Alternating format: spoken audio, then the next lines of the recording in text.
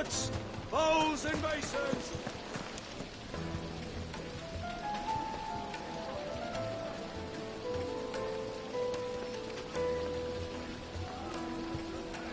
Just look at the detail, the craftsmanship. You're looking at a future family heirloom.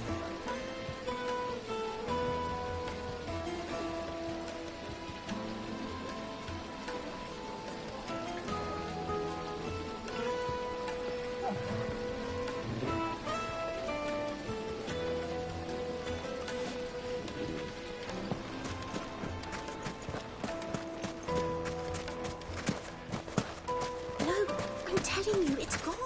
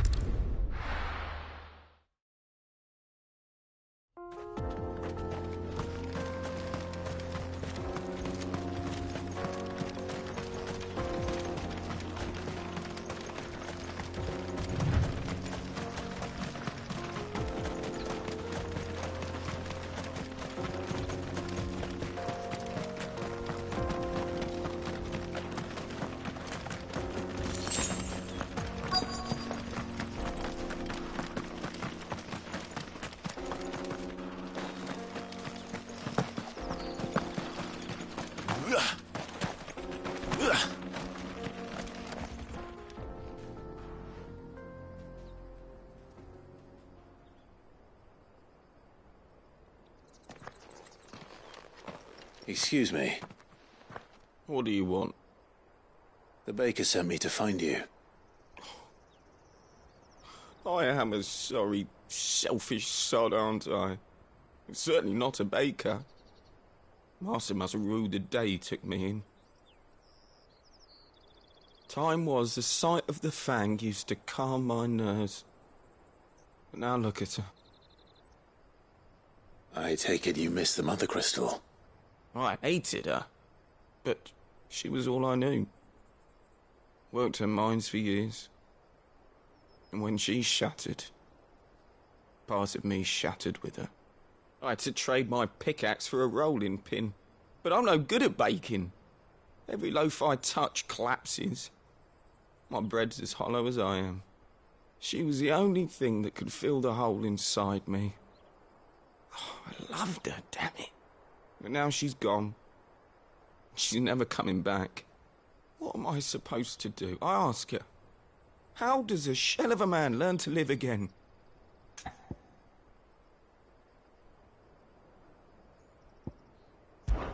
Try to remember the good times. Do that, and the Mother Crystal will be with you no matter where you are. Even in the bakery. What a fool I've been. Thank you, my friend, thank you. You've opened my eyes. I have to get back there right away. Farewell! Wait.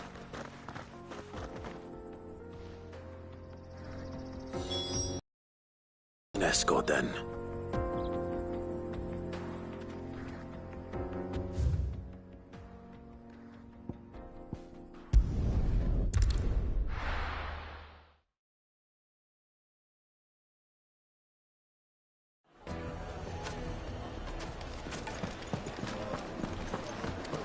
The finest fabric. Take a sniff, good sir.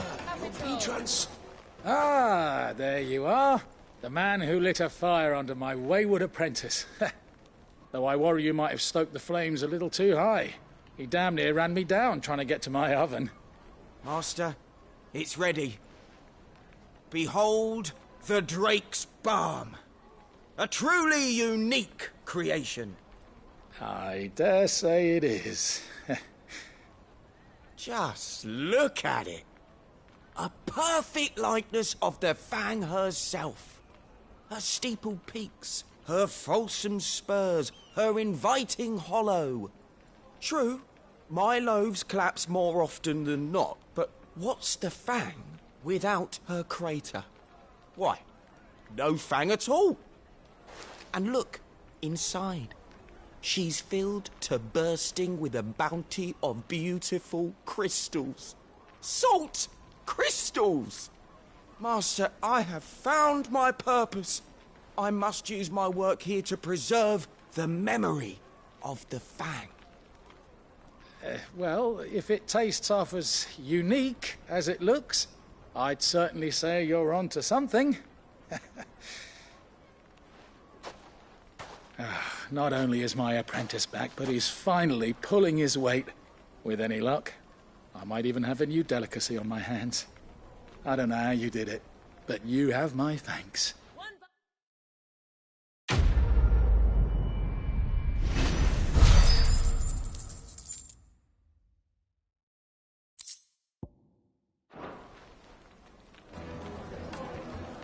Now, Dusan, I know you're keen, but...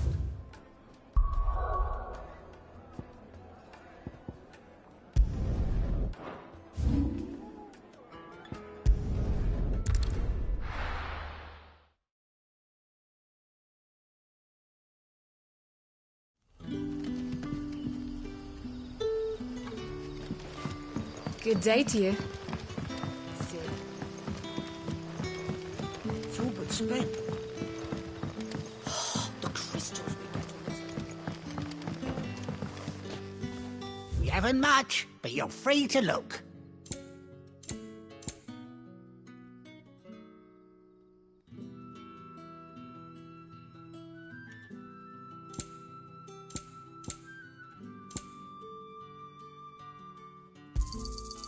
Ah, yes.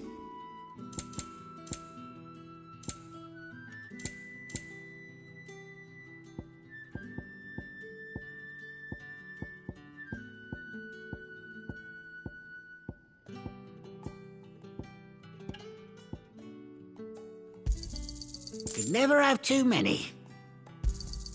Here's what we agreed on. You're always welcome here in Lostwing. We are to dig a new cellar.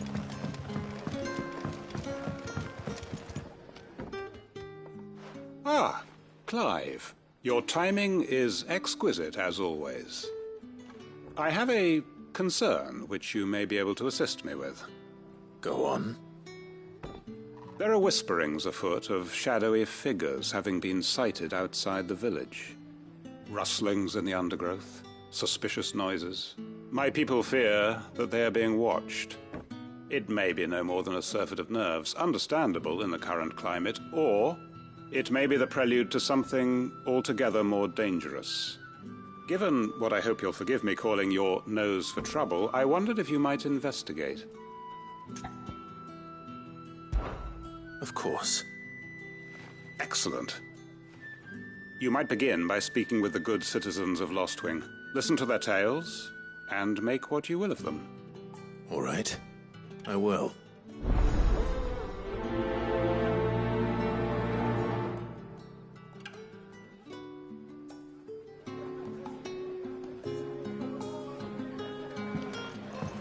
Right. Let's see what the people of the village have to say. I better find out if this is just nerves, or something we need to take more seriously. The crystals.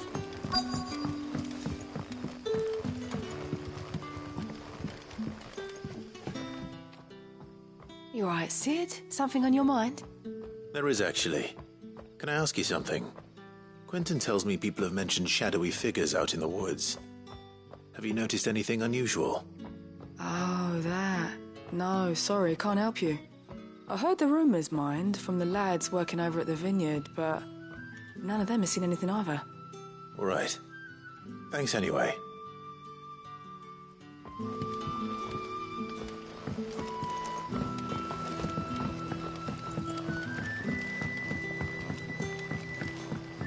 You're quite talented with that rod of yours.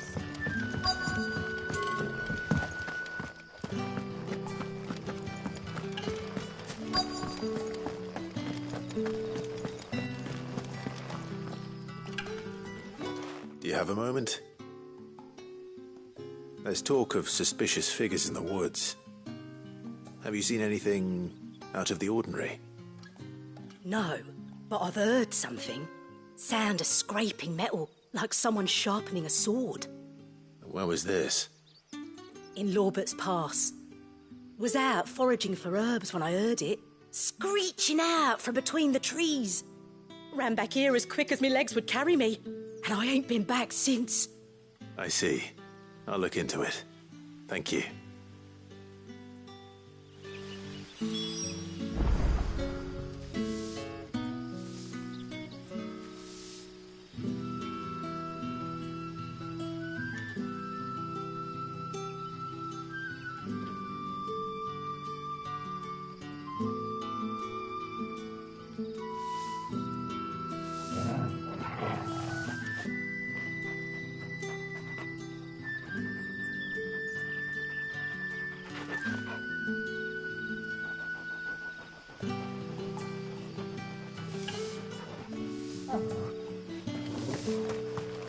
Seems Lorbert's Pass is our best bet, then.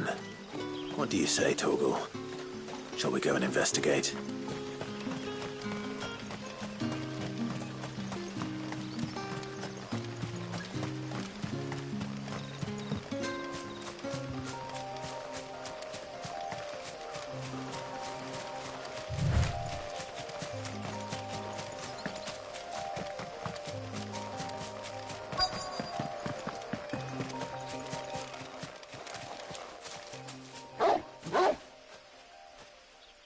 You there? Fuck! He's seen us. Get them before they escape! Black Shields. Here. The hell are you doing here? What is it to you? Not that we give a damn. All that matters to us is that you don't leave here alive.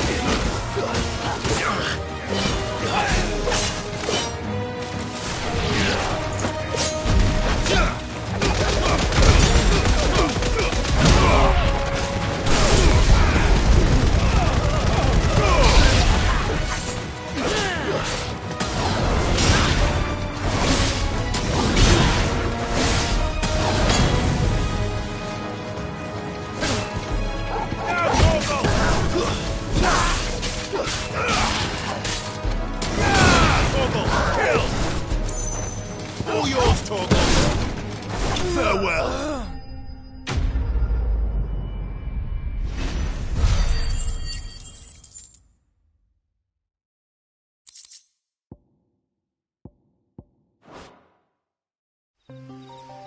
Why were they here? Were they planning an attack on Lostwing? I need to warn Quentin.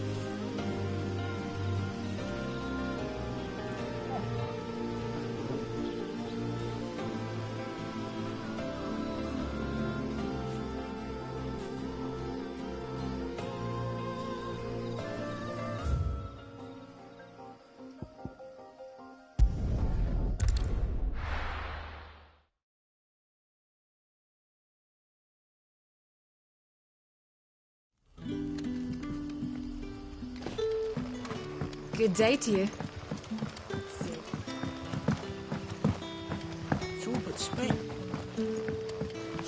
The crystals we get from the town.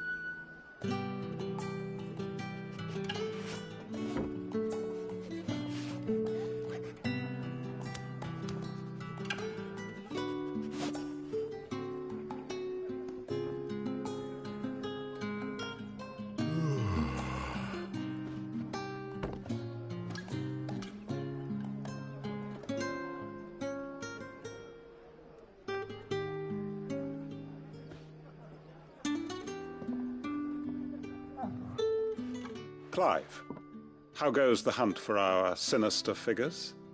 I found some black shields hiding near Lorbert's Pass. They're gone now. Black shields. The Empress's former bloodhounds, though they serve another master now. One who means to root out and destroy both me and those I care for. And it would appear the pack has finally caught the scent of its prey. Damn it all. I had hoped I would have more time than this. More time to prepare. But if we are cornered, we have no choice but to bite back.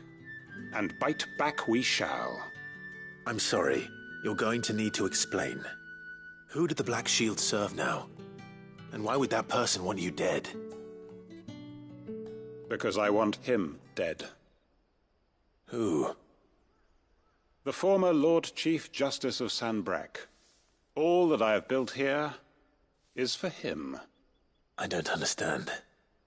Why him? Why Lostwing? I suppose it is better that you know the truth. I was a member of the judiciary once.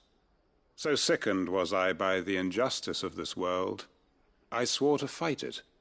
And fight it I did, in my own small way. I saw more than a few corrupt officials condemned to the very cells into which they had thrown blameless innocents. Men to whom the law was but a scourge to turn against the powerless. And throughout, it was the Lord Chief Justice who backed me, who was my one true ally in the quest to see justice done. So what changed? I discovered that he hunted bearers for sport. I was a fool to think he shared my hatred of venality and vice. His support for me was no more than a facade, a means of ridding himself of his rivals, a mask to hide the rot beneath. I filed suit against him immediately. His response, however, was rather more visceral. He had my entire family slaughtered, and he faced no punishment whatsoever. I lost everything. My loved ones, my livelihood, my position, the faith I had once held that any modicum of justice might be achieved through the courts. So I set about enacting my own. I tracked down every soul who served him, and slit their throats myself. But the man himself proved an altogether more difficult target. With money and power come protection. And so I saw that I would need an army of my own. I came here to Lostwing and began recruiting like-minded individuals. And everyone here knows this is why you do what you do. Of course. They too have lost loved ones to the bearer hunts. Seen faultless friends sent to the gallows to spare the guilty. All under the watchful eye of the Lord Chief Justice. Our wounds are the same. And our cause is the same. We are comrades. And our revenge is already in motion. We know where he hides, how numerous and well-trained his guard. What we did not know until now, however, was that his plans may already be in motion too. Quentin. Our time is short. He may move against us at any moment, unless we move against him first. My friends and comrades, it begins. Make ready for war.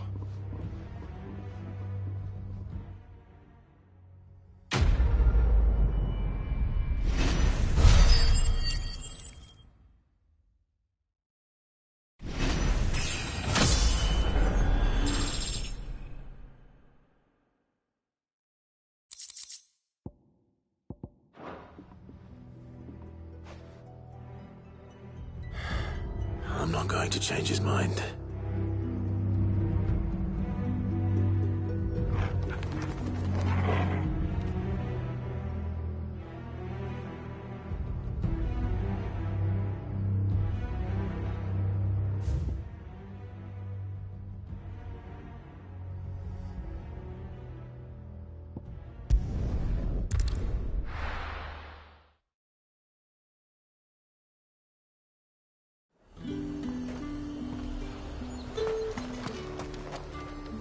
Welcome, welcome.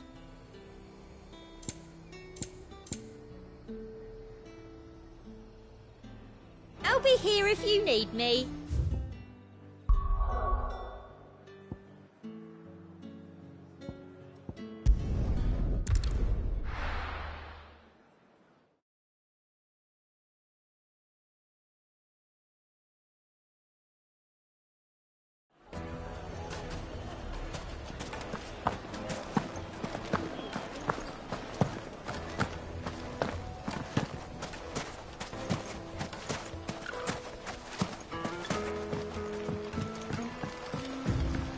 Looks like I found the river.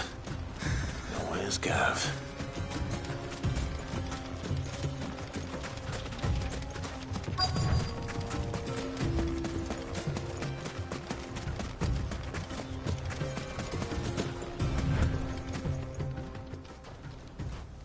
Sorry to keep you, Gav. Better late than never. I've had a quick scout about, and I reckon round here's our best bet if we want to grab as much of this Stardust stuff as we can. Don't know what Blackthorn's planning to do with it, though. I asked over in Dalamil, and they seem to think it was worthless. But if Stardust is what Blackthorn wants, Stardust is what he'll get. There's plenty of this stuff lying about, just begging to be bagged. Then let's get bagging, shall we? We shall. Race ya.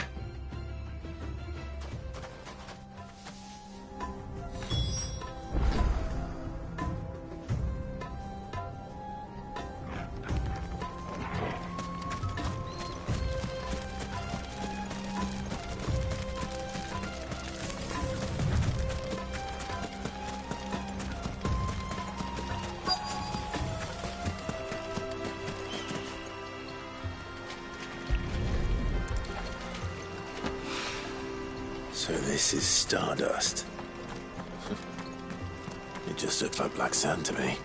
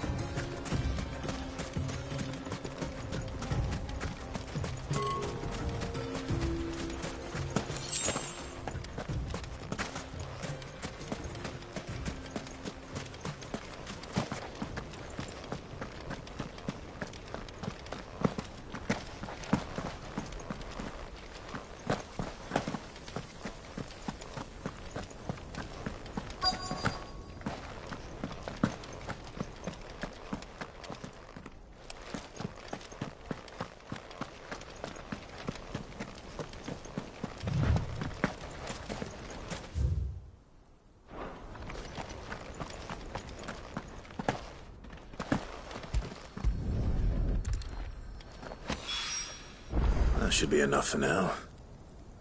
Let's see how Gav's getting on.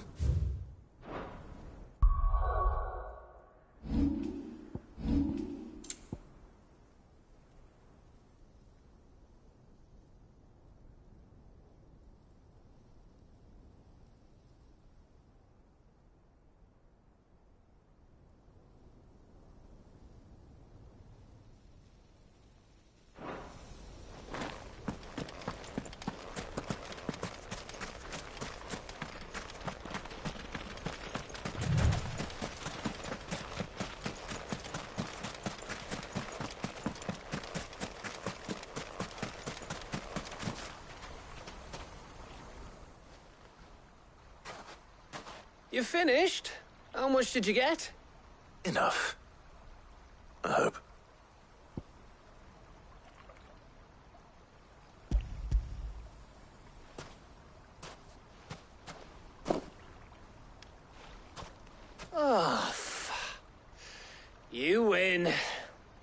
That might even be enough for old Blackthorn. Hey, before we go, do you mind if we have a chat?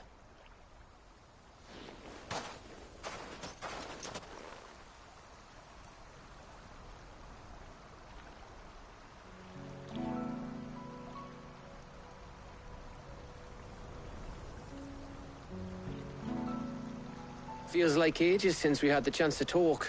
You know, man to man like. It does, doesn't it? Back when you first took Sid's name, we were talking all the time. Working out what to do in that. There was a lot to work out. And there still is. Those shoulders of yours starting to feel the strain. Hardly ever see you around the hideaway nowadays. Always on some errand or other. You can take a day off, you know. Says the man who spends most of his time behind enemy lines. Only 'cause you keep sending me there. I know I can count on you, Gav. Likewise.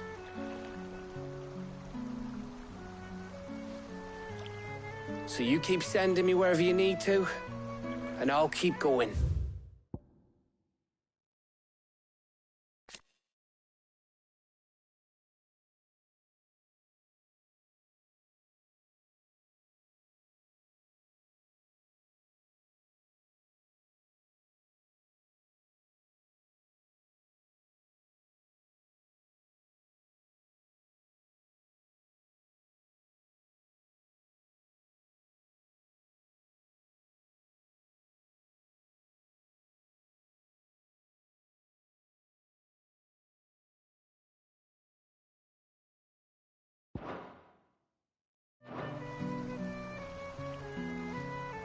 Safe in the knowledge that I have a home to come back to. Thanks to you.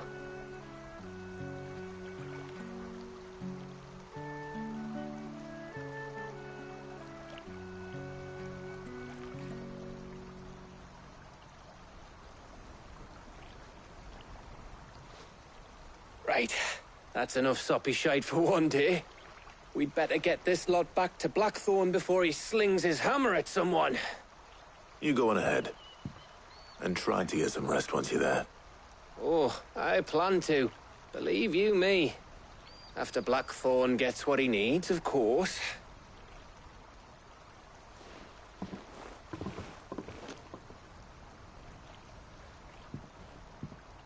Right. Ready to go home, boy?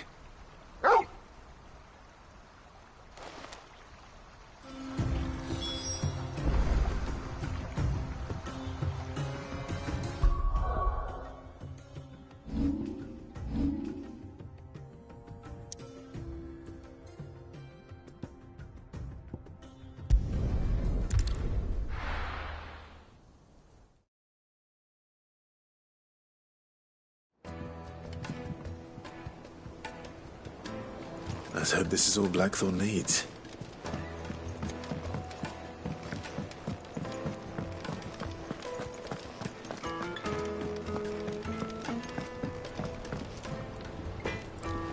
I got everything Blackthorn asked for. How'd it go over in Dalimil? All right, Clive. I gave all that stardust to Blackthorn.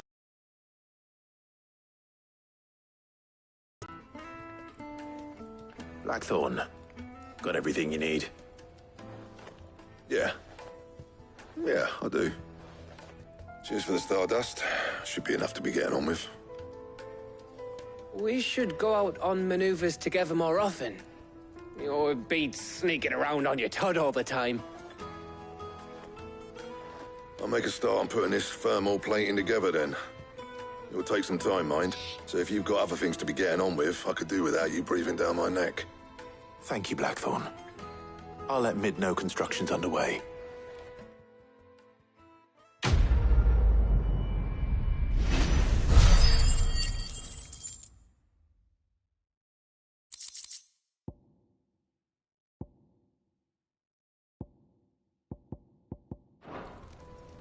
Suppose we'd better be getting back to work too. Give us a shout if you need anything.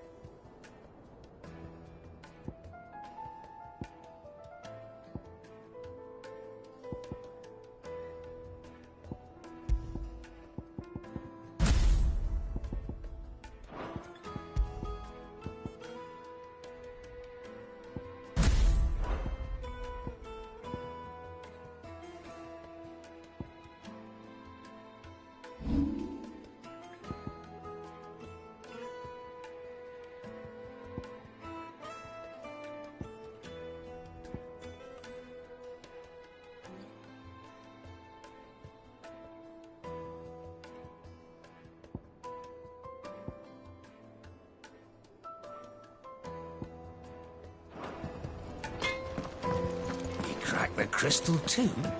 You're joking.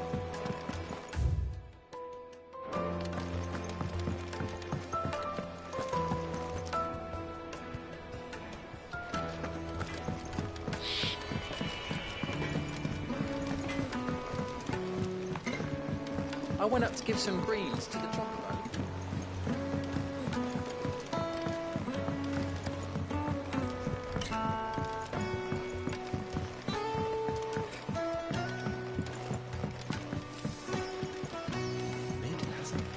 Editors started reading books that don't have any pictures in. I think Mid might need some help. If I don't come up with something soon. You'll be pleased to hear that Blackthorn's started work on the plating. Excellent. 1 down, 2 to go. So, what's next? The helm, of course.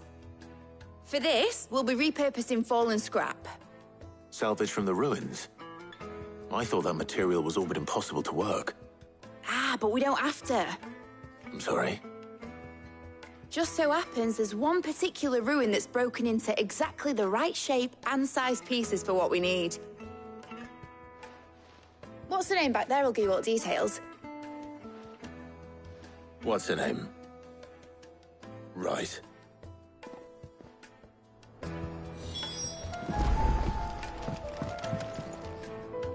Oh, Sid, is this about the helm? Yes. Mid said I should speak with you. I'll show you the plans then. Here you see the mithril engine, in which mithril is burned to generate heat. That heat is then harnessed to produce motive force. Excess heat is dealt with by means of the thermal displacement stack, which disperses it into the surrounding air. Now, were we to rely on thermal plating alone to achieve this effect, the rate of excess heat buildup would far exceed the displacement coefficient of the plating. In other words, the reactor would overheat and eventually explode. This is where the helm comes in. It connects to the plating, you see, and serves as a sort of thermal sink to absorb all that excess energy. Our experiments have shown that fallen ceramics are remarkably thermophilic. They can withstand and absorb levels of heat far above anything we are able to make today. And not only that, they're also waterproof and immune to rust, making them the perfect material for our protective hood. Why, if sea or rainwater were to enter the reactor proper, it would vaporize instantly.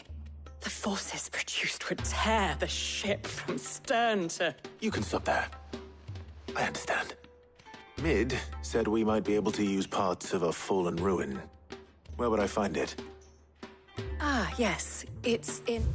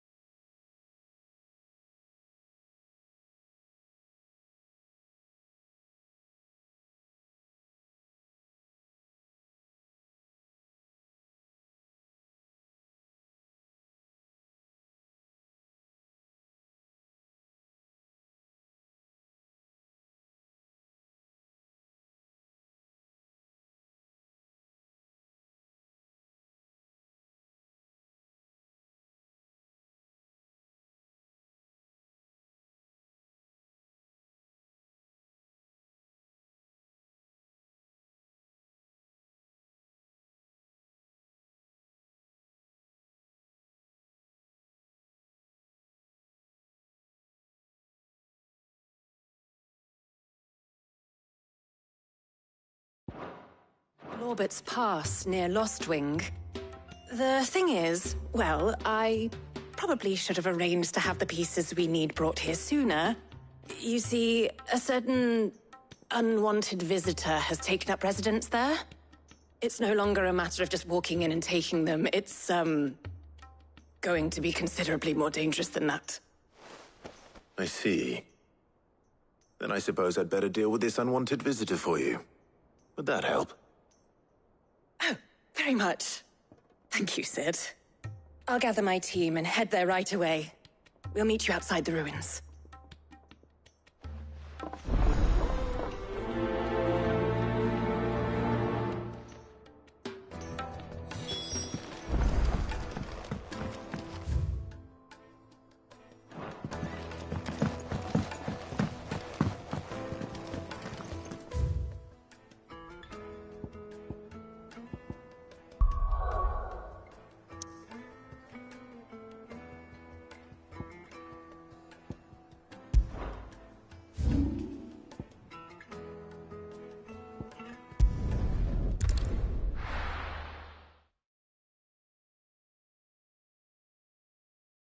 I'll be taking you all to a storehouse in the Bales.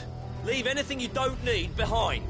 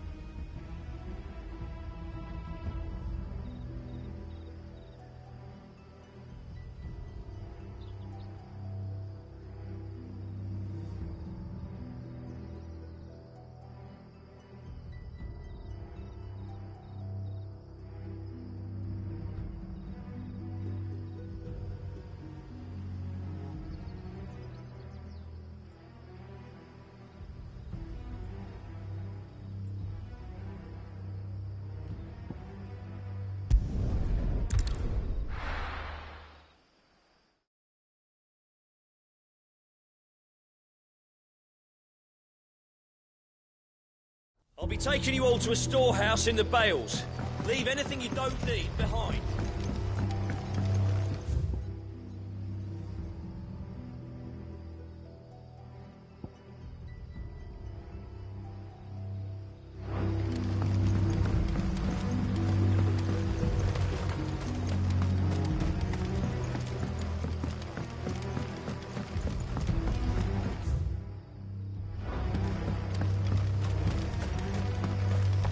If you're ready, we leave at once.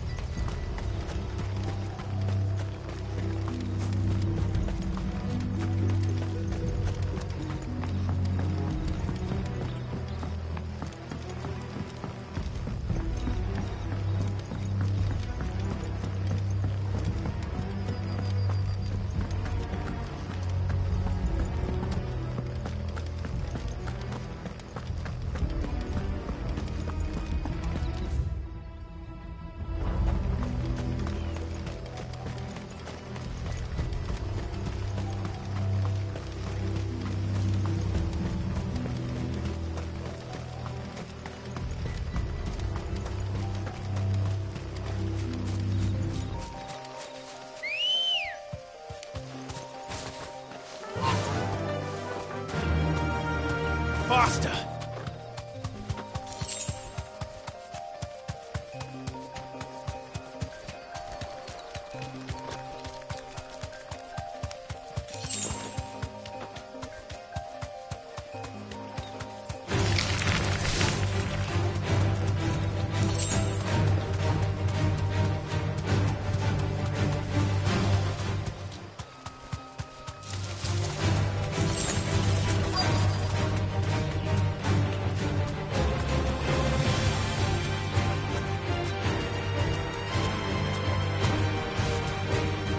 quick, Skull.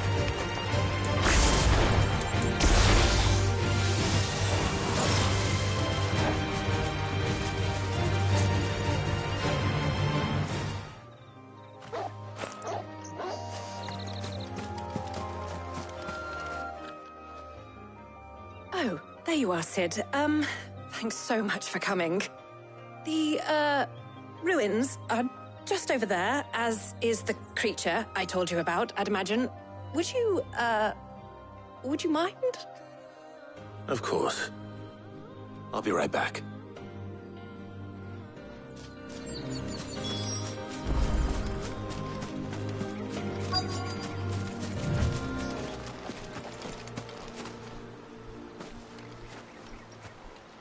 Anybody home?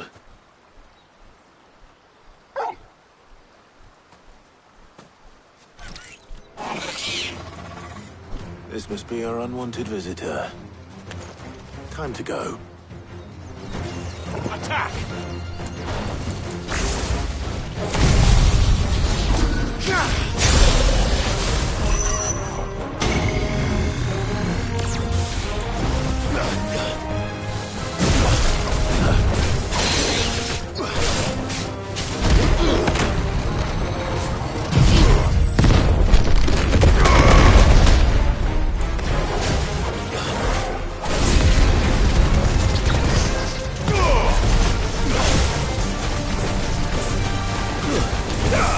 Nice try.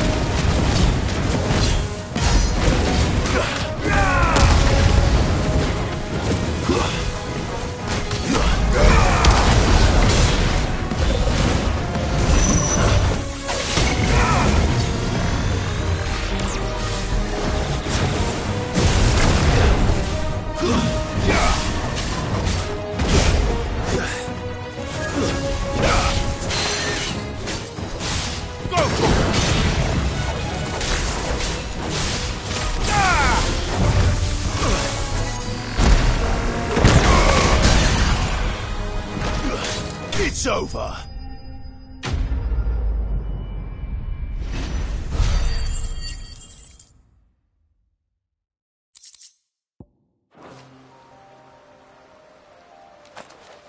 The things I do for you, Mid.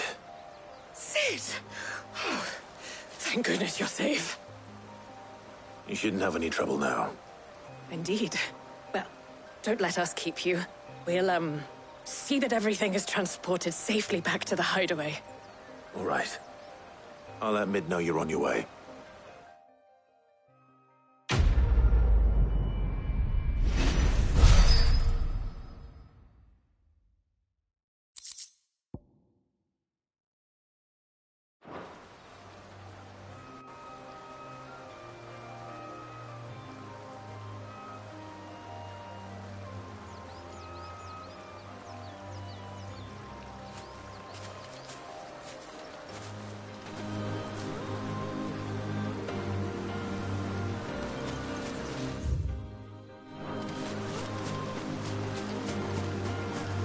Your work is done, Sid.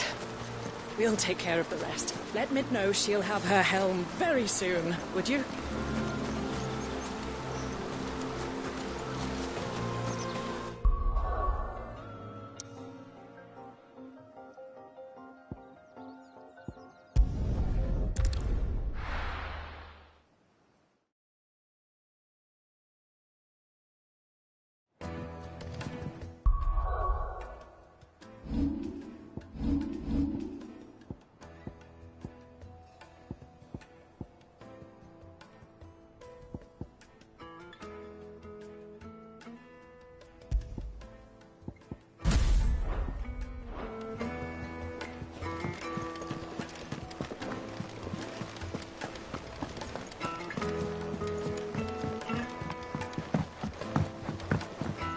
We're seeing troops amassing at every border crossing. Ah, I wasn't expecting you back so soon.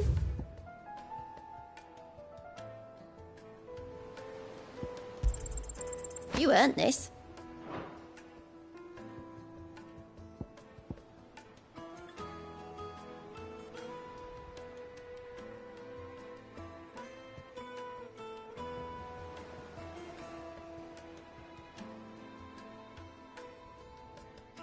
All done?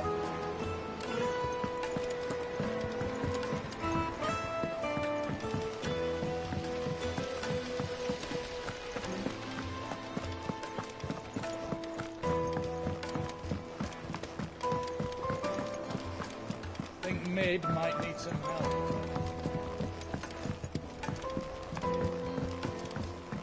If I don't come up with something soon. Mid. Helena has recovered the material for the helm.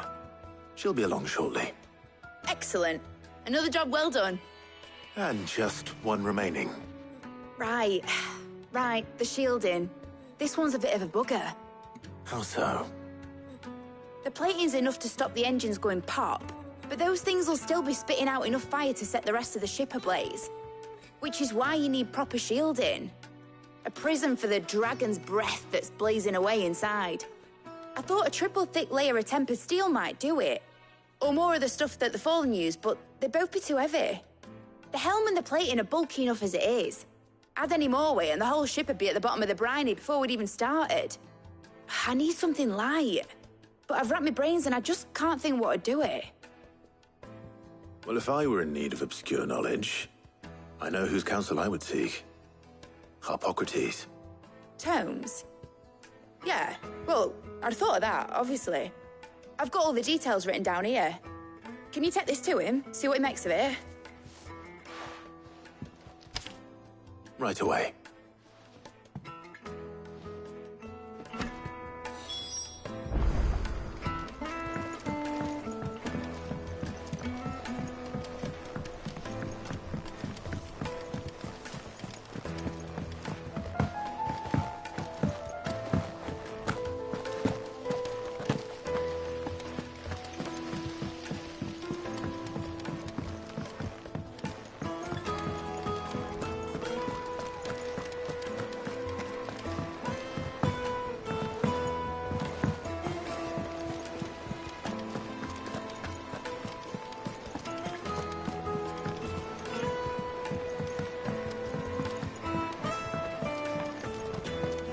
Thanks to Sid. Thank you, Clive.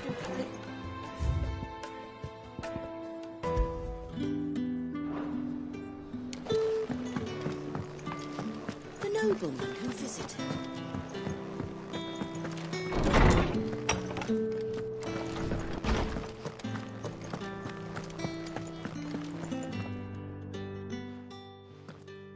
Harpocrates, do you have a moment? For you, Clive, always. Well, actually, it's for Mid this time. Could you take a look at this?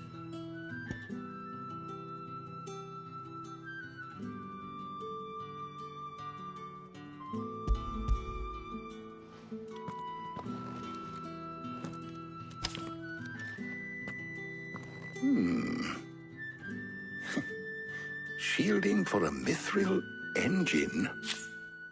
Whatever will that girl think of next?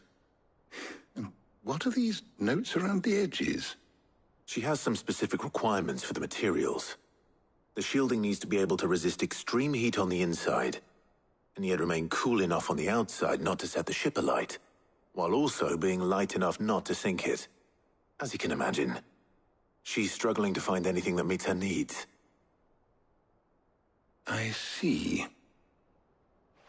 I wondered if you might know of a solution, or if you might be able to search the records for one. Perhaps it is not a different material she requires, but a different approach. What do you mean? Consider the lake we have made our home. Its blighted waters eat away far more quickly than fresh water or even brine, at timber and steel alike. And yet, we have made a home here from those very materials nonetheless. We have. But Bardolph must varnish every board twice over to keep it from rotting. And Obelus complains that without a constant supply of pitch. I see. Early Gregorian histories speak of a preparation known as moon dew. It is said to be able to resist even the most ferocious flames. Before the dragoons tamed the worms and wyverns of the realm, nobles would daub their castle walls with it in order to guard against dragon fire. So if we could recreate it... It might be applied to some material or other in order to provide the protection Mid requires. As to how best to apply it and to what material, perhaps Bardolph and Obelus might be of assistance. I shall speak to them and see what wisdom they might have to offer. If you would be so kind as to procure the necessary ingredients, I shall discuss the specifics of how it might be most effectively put to use with our two friends. The knowledge of the past may yet prove useful to we of the modern era. Thank you, Hippocrates. And since you're asking others to help you, perhaps I should too.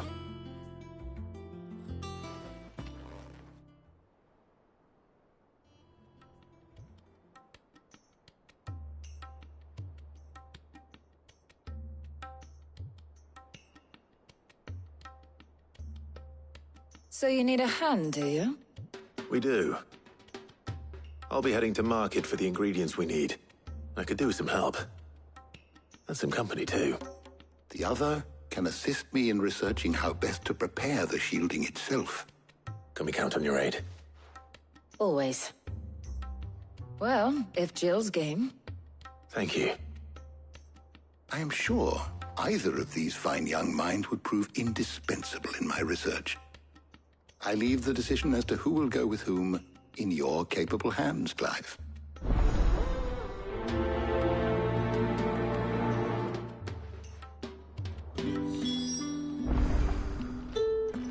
Shielding that guards against even the most ferocious flames.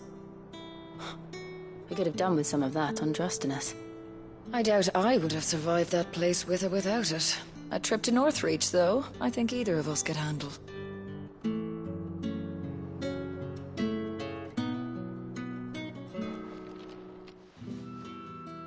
So, Clive, have you made your decision? Who will accompany you on your little excursion?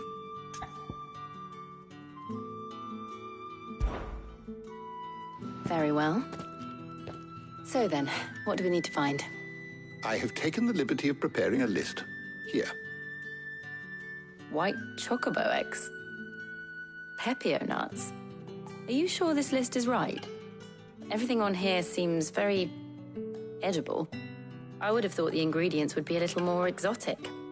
Though these items may seem mundane, they have potent effects that are rarely exploited, effects for which they were once highly prized.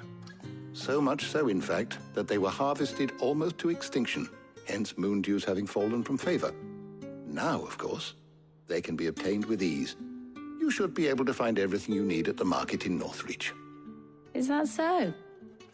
I've been meaning to visit Northreach anyway. I'll set out now. Join me there when you're ready. I will. Until then. You two enjoy yourselves. You too, Talia.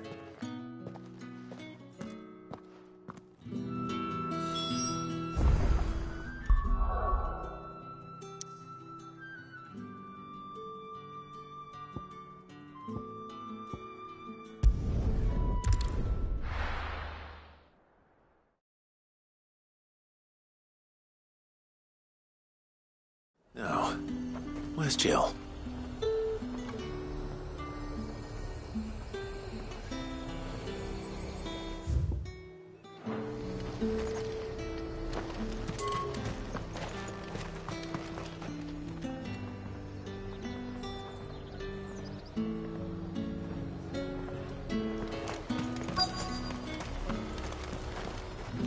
Keep them pilchards nice and chilled. Are those Pepio nuts? I can never tell. How goes the hunt for ingredients? Only just started. I'm sure everything we need is somewhere amongst all these stalls, though. Why don't we split up and see? We'll take a couple of ingredients each. All right. What am I looking for? how about you look for the pepio nuts and some garlic? I'll find the other things we need. We can meet by the gate when we're finished.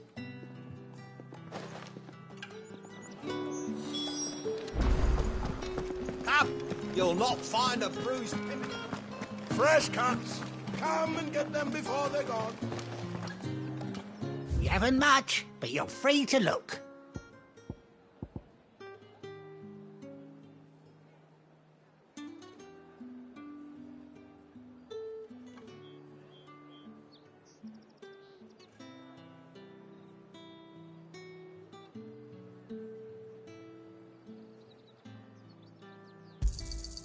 I trust it's all here. Keep fighting the good fight.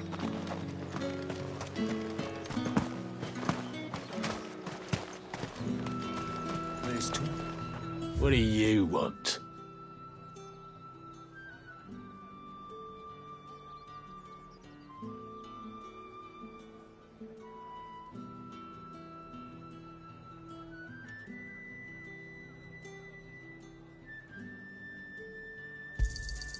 And thanks for nothing. That's everything. Let's see how Jill's getting on. Is anyone supposed to afford that price? All anyone ever wants, anyone.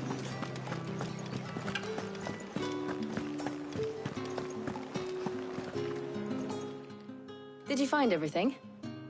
I did. Here.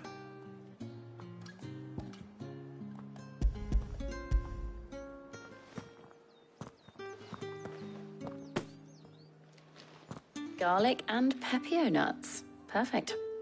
Now all that remains is for Harpocrates to somehow turn all this into what Mid needs to keep her engine cool.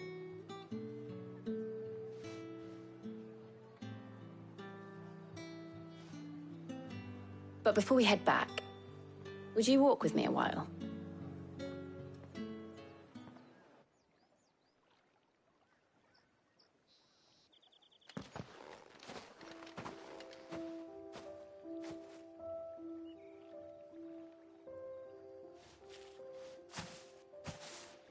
Thank you for asking me to help you today. It makes a nice change. It does. It's good to get away from all the battle and bloodshed for once.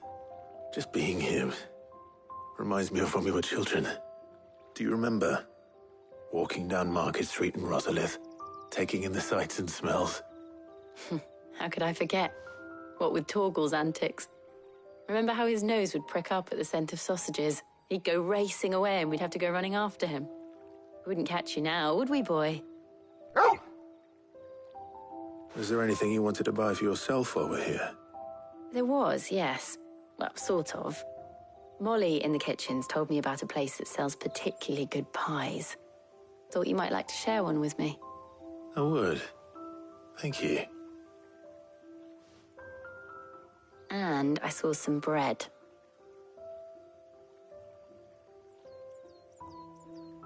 Big white cobs like the baker back in Rosalith used to make.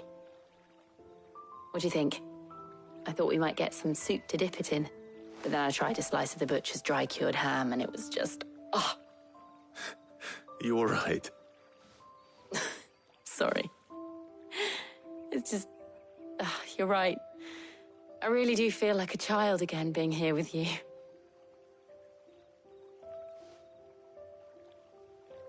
Clive. Is it wrong of me to enjoy this? No, Jill. This is how life should be. And it's how our lives will be when our work is finally done. When we can live on our own terms. I hope so. Thank you, Clive.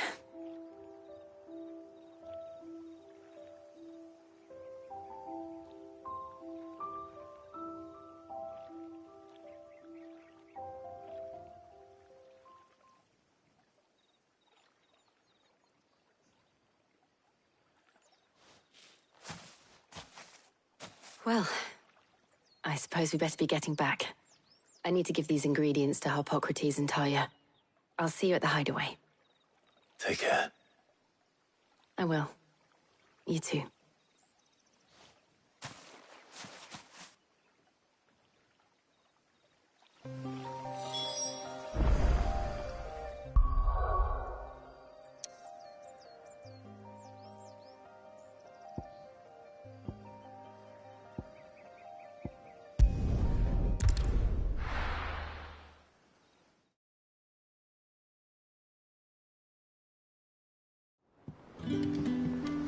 Wonder how Harpocrates is getting on with the moon dew.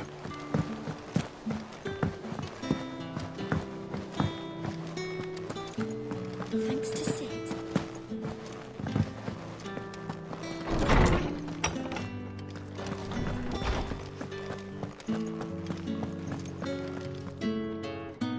Welcome back.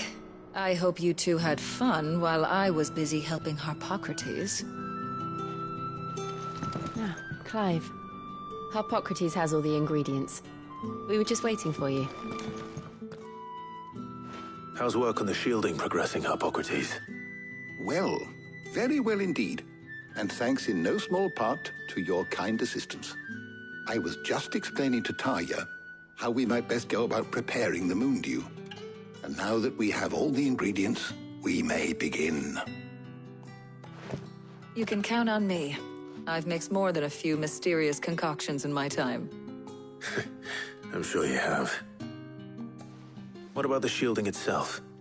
Work is underway, under the watchful eyes of Bardolph and Obolus. Apparently, it'll be ready soon. Thank you. All of you.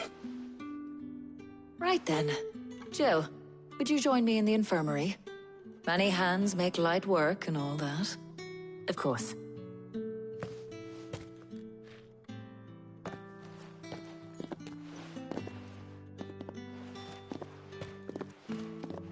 Oh, and Clive, thank you.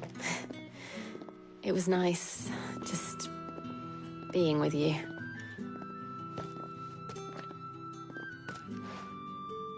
It appears our work here is almost at an end. A shame. I was enjoying playing the man of action for once. When both the shielding and the moon dew are ready, it will merely be a matter of applying the one to the other. Followed by a rigorous process of testing and retesting, of course. Perhaps someone ought to warn young Mid of that. Leave it to me. Thank you, Harpocrates.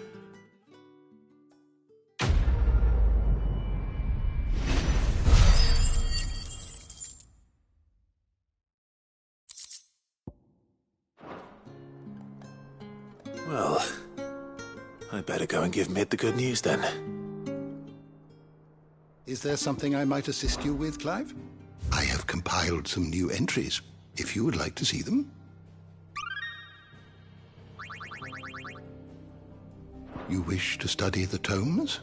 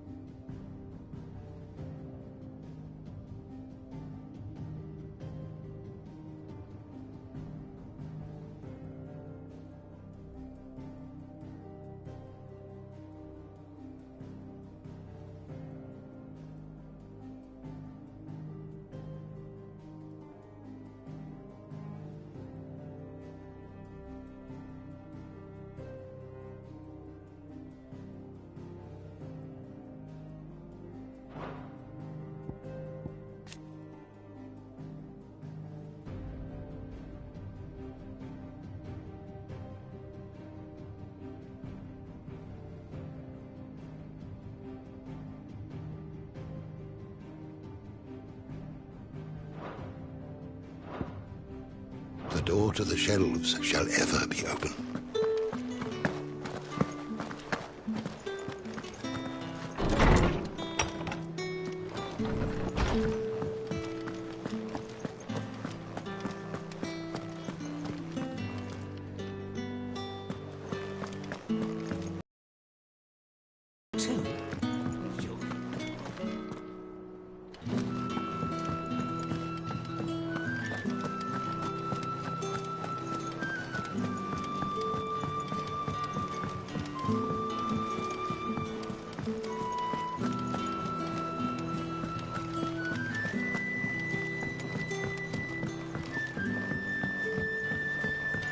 We're seeing troops amassing.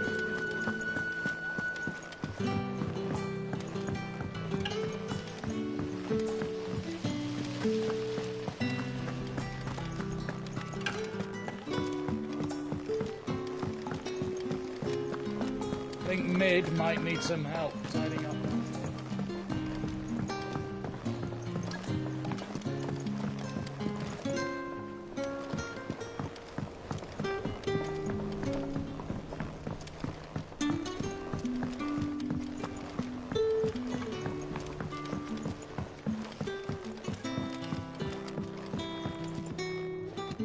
Sorry to keep you waiting, Mid, but you'll be pleased to know that work on the shielding is underway. Hippocrates knew of a substance that's highly resistant to heat, a coating that should provide the protection you need. He's supervising the construction and testing of the shielding as we speak. Brilliant! I knew you wouldn't let me down. Don't thank me. I'm just the errand boy.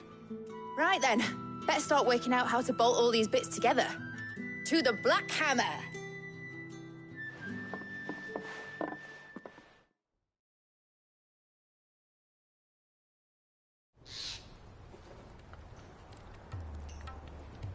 You know, when I got into the smithing game, I thought I'd be making swords and shields, not thermal bleeding didgeridoo-dahs.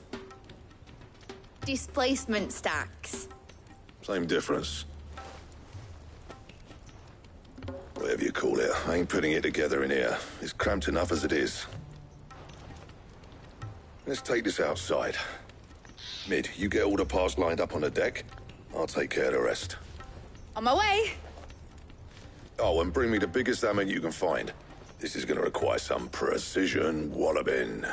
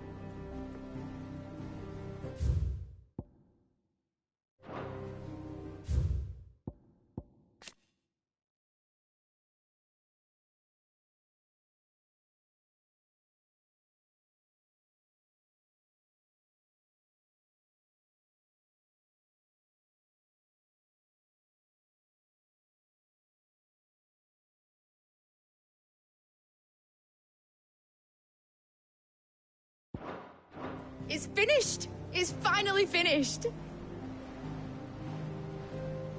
Thank fuck for that. I'll be feeling my hammer arm for weeks. Thank you, Clive, Blackthorn, everyone. That's one down and just 3 more to go. I'm sorry. Oh, didn't I tell you? The Enterprise has 4 mithril engines, and we'll be needing a displacement stack for each. You don't mean... Don't worry. Now they've got a finished one to work off, my gang in Canva can build the rest. Good luck to them, I say. Right, I'm off to get a sling for this elbow. Any other work comes in, keep it to yourselves, eh?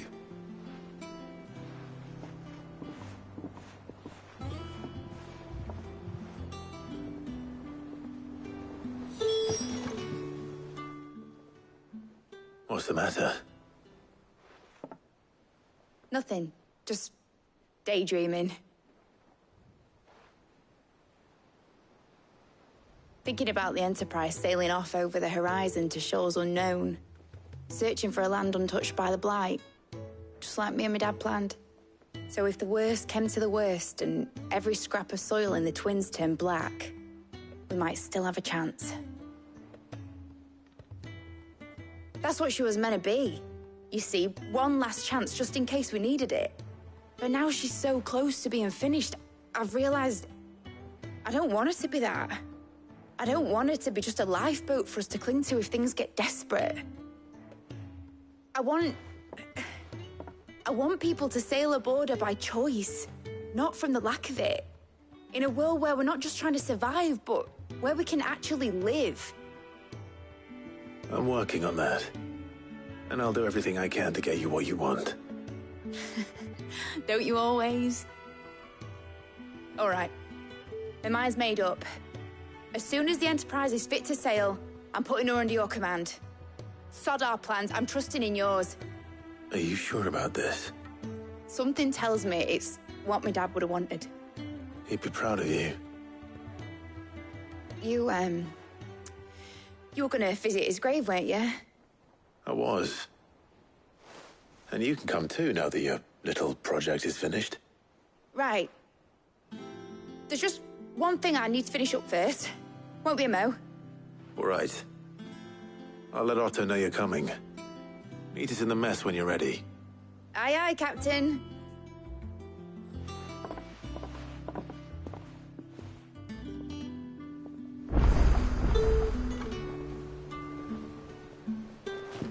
They told me she was building a ship.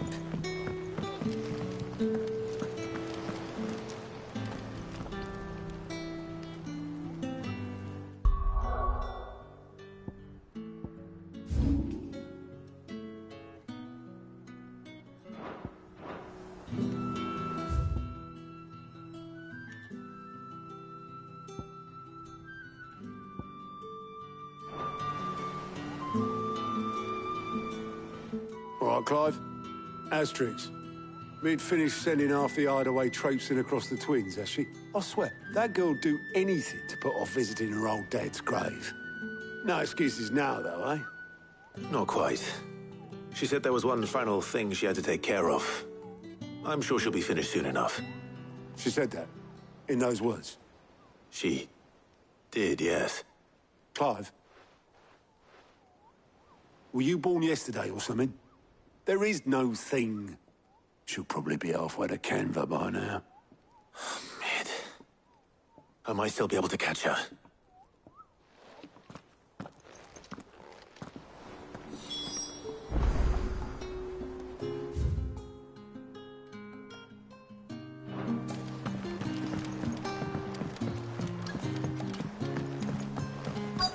Is that the thing Tomes helped to do?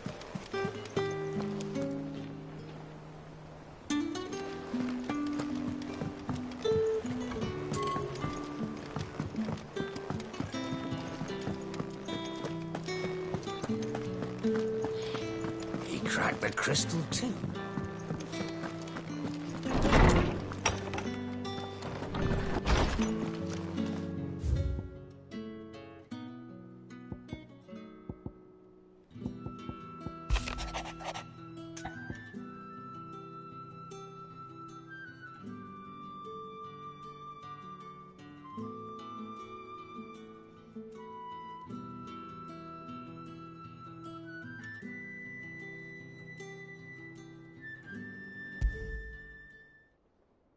Trouble with the ledgers.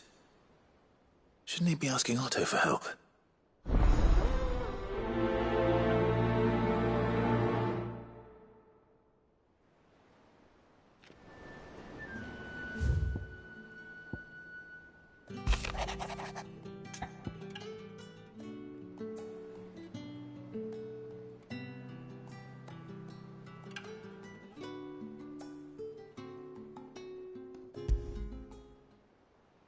What could be wrong with Torgor? He seemed well enough when I last saw him.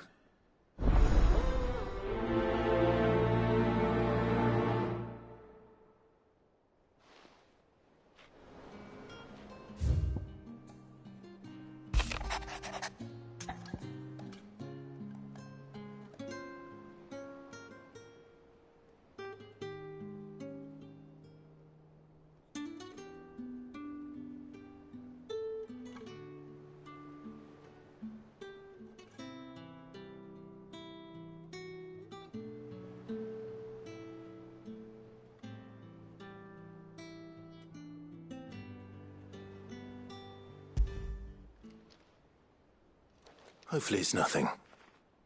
But I should speak to Blackthorn just in case.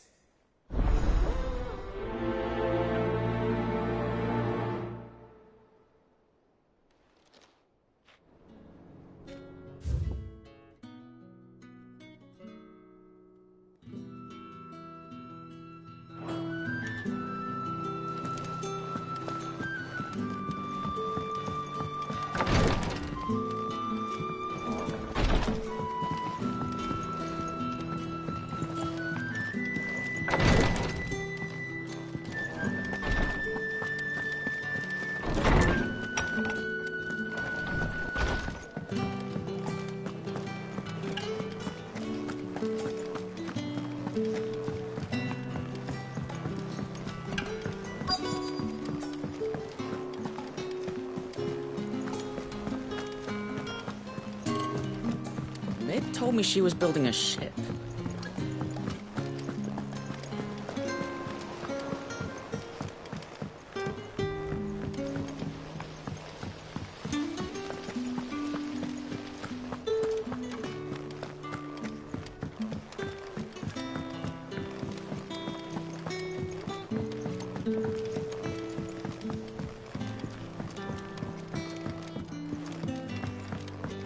Well, that's it then. Here, Sid. Reckon you might be just the man to help me out of a bit of bother, if you've a mind to. Let's hear it. Well, it's about this alembic the chief's got me making. Lovely bit of kit, it is. Bung in a solution you want splitting, and it will separate it out, just like that. Problem is, it won't always get rid of all the impurities. And with some of the stuff we need it for, that ain't good enough. Which is why I've been looking for something to filter the liquid we'll be cooking off. And that's where I was hoping you could help me out.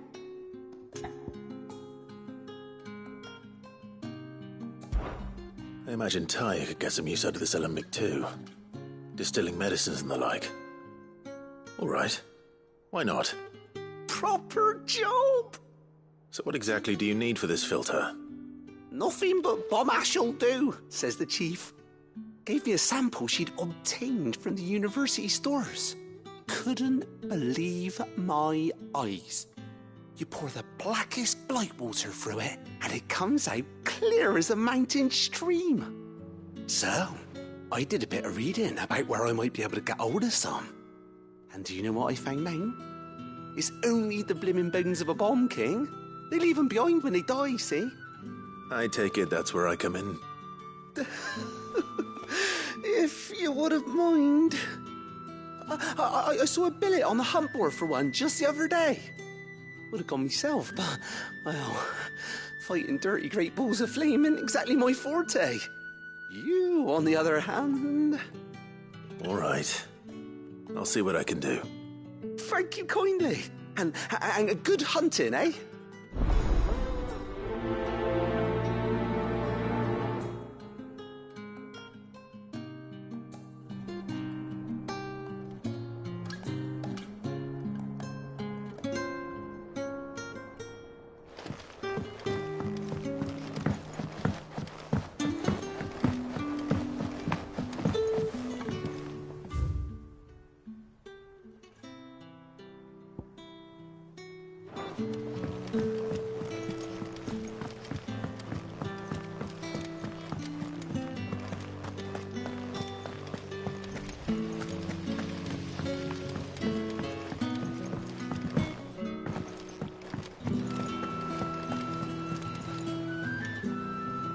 Clive, did you get my letter? That's why I'm here. Shh. I don't want to be listening. Is this better? A little. Listen, I've some bad news. It turns out the hideaway may be slightly behind in its payment to certain lenders, and it may be my fault. But I swear to the goddess, I thought I had the numbers square. Sadly, that square turned out to be more of a circle. zero, you might say. I can straighten it out, I swear, but it's gonna take some time, and I'm gonna need help keeping it from Otto. Bit late for that, I'd say. There you are! What a surprise! So let me get this straight. You forget to pay our lenders what they're due, and instead of coming straight to me, you get Clive to come to you. And I hope he'll dig you out of the hole you've dug for yourself. Clive, the man in charge of the place you've been cheerfully trying to bankrupt. And you thought this was a cunning plan. Why? Well, who needs paying? Oh, just Martha. And the dame. And, well, Lady Karen. But only 500 talents. We owe 3 of our most trusted friends 5 million gil. Each. 5 million each. They lent us the bulk of the money we used to rebuild the hideaway, you see, and, well, I must have made some sort of oversight. Those ledgers were my responsibility, and it was my decision to entrust them to you. This is my fault. Do we have that much to hand? I can always ask my uncle. No, we don't. And no, you won't. We've lightened Lord Rosfield's purse enough. After the king's ransom we had off him, he deserves better than to see our begging bowl. Besides, we'll need to learn to stand on our own if we're gonna make this work. All right. But that doesn't mean you have to shoulder the burden yourself. Is there anything I can do to help? There might be. How'd you fancy taking these to Martha and the dame? Rocks. Rocks, he says. Worth 1,000 talents apiece, these are. A little something Sid and I set aside for when times got lean. And I reckon 15 million in overdue debt probably qualifies. I just hope our associates' eyes are a bit more discerning than yours. I'm sure there will be. Should be me making the rounds, really. But you know how it is with this place. Orders to bark, arses to wipe, and all that. I know. Which is why I don't mind going in your place. Go. Do you know why I only gave Master Clive here 2 star rubies? Because you'd rather Lady Karen killed me. Because I'd rather Lady Karen killed you. Yes. Well, I suppose this is goodbye then. Don't worry. I'm sure Karen will understand. Really? Do you think so? No, I don't.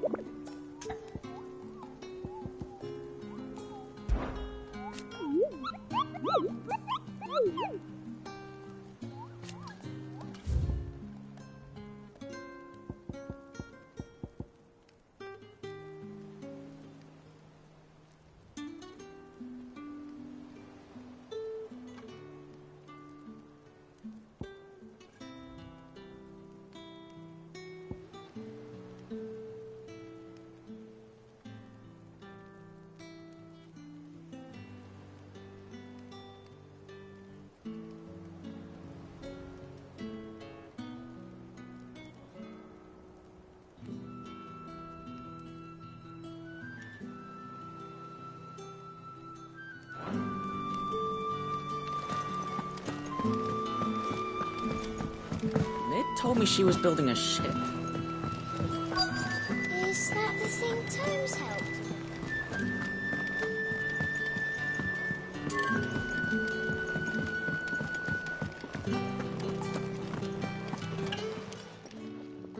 I got your note. You think something's wrong with Torgal? So you can read. Congratulations. But I didn't say I were wrong with him. I said something weren't right. He's not been eating me treats. He used to love cracking the bones from Molly's boiled brown, but now he won't so much as look at them. Didn't like him. Which is why I'm of a mind that his mind's on something else. You've not been working him too hard, have you? No harder than usual. Is that it, boy? Do you need a rest? What was it you said he was? A frost wolf? That's what the lawsman seems to think.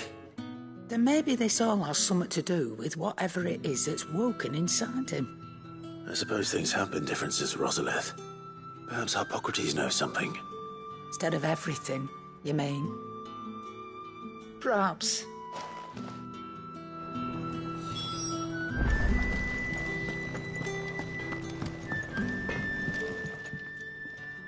Blackthorn, do you have a moment? Not really, no. This won't take long. I just wanted to ask how you're getting on.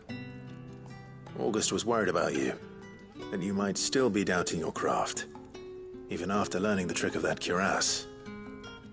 Is there something else weighing on your mind? Perhaps sharing your thoughts might help.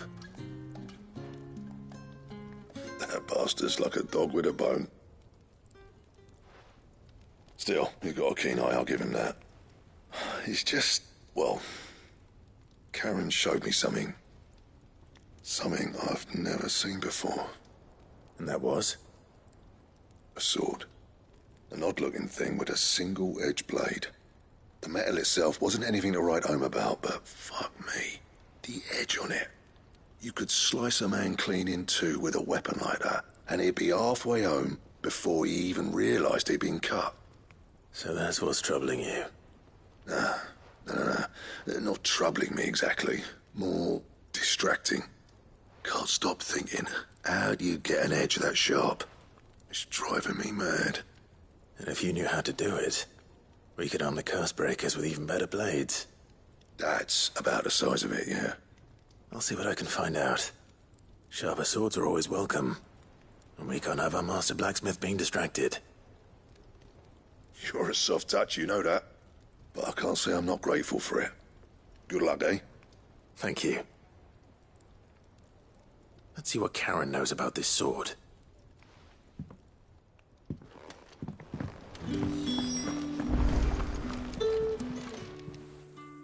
You're looking well, Karen. What do you want? Out with it. I want to know about the sword you showed Blackthorn. Single-edged and extremely sharp. Running around after him again, are you? I suppose I am, yes. But I need to help him find out how to work an edge like that. It's driving him to distraction. Little wonder, I suppose.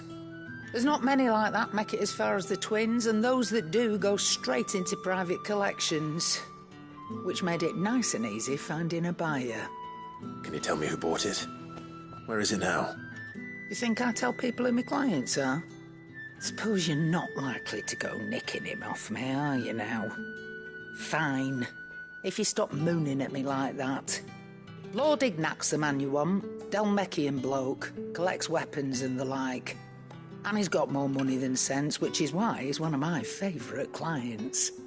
Reckon he'll still be at the inn in Dalamil, where I left him. Thank you, Karen.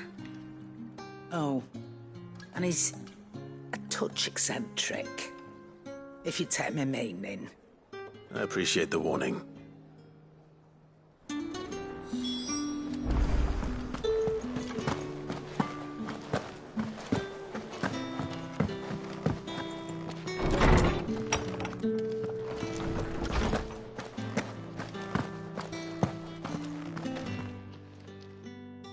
Lawsman, I need to ask you about Torgal. Something's not right with him. He isn't ill, is he? I don't think so.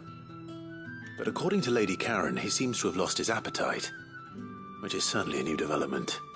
She says he's hardly been touching his bones of late, and she believes it may have something to do with what happened at Rosalith Castle. I rather think she might be right, though not about his appetite. All canids are instinctively inclined to crack open bones for the rich marrow that resides within, and I see no reason why a frostwolf should be any different. Accordingly, I suspect it is not a lack of appetite that afflicts Torgal, but a surfeit of it. If we assume that his newfound magics require additional nourishment to sustain, it may well be that the bones Lady Karen is accustomed to providing are no longer sufficient. Frostwolves, after all, habitually prey upon far larger animals, whose bones may yield altogether different nutrients. As to where one might find a suitable substitute, some antelopes that graze the meadows of eastern Rosaria have been known to grow to a size more than double that of their lesser cousins. I don't recall ever seeing any that large. And little wonder. The oldest and largest such creatures rarely leave the safety of the highlands for fear of predators. The last elder antelope sighting I recall hearing about took place near Cressida, and that was long before the village was abandoned. Even so, it seems like a good place to start. Good hunting, Clive.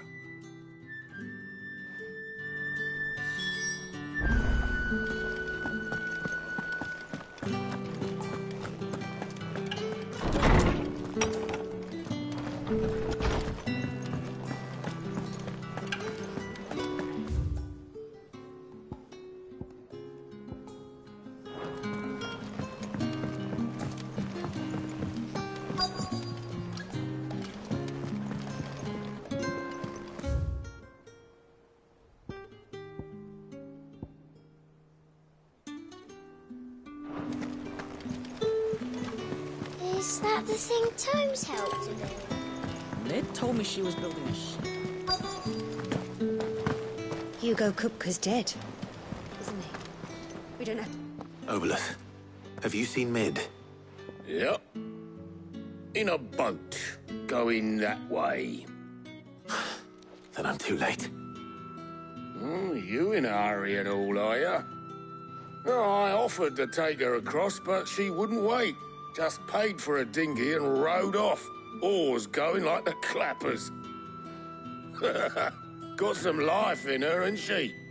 But anyway, I was on my way up to see you, as it happens. Got a letter for you. Urgent, by the sound of it. One of your uncle's men said I was to hand it to you in person, post bleeding haste. And you're here now. Thank you, Oboleth. Don't mention it. What tidings, Uncle?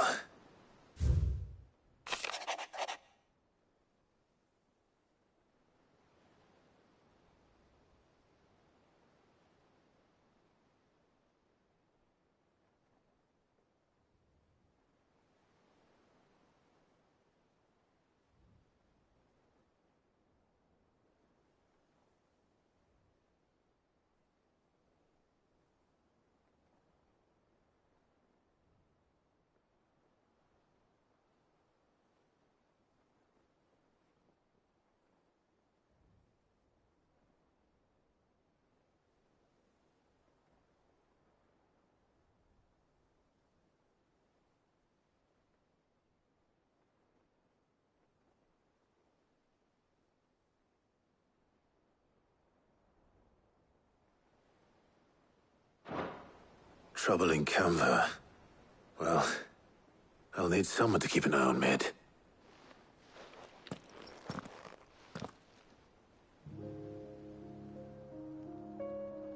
So what? Mid got us to do all the dirty work and then just sailed off into the sunset? It, seems that way. Well, nothing we can do about it now. But next time you plan on visiting Sid, you might want to tie her to something before you suggest it. Ah, don't be so hard on her. Got to admit, the dirty work was kind of fun. Everyone pitching in, all that bollocks. Just like when we built this place. You're right. Anyway, we all set to head to the old hideaway? I could do with getting to Canva pretty sharpish. Wouldn't do to keep Lord Rosfield of the Seven High Houses waiting now, would it? Not after he asked for me personally. Gav will be leaving with me. Will you mind the place while we're gone? You can count on me. Just be sure to give Sid and the others my regards. All right. Oh, by the way, Jill will be joining us too. She's got some things to take care of, but she'll meet us there. I hope she's telling the truth at least.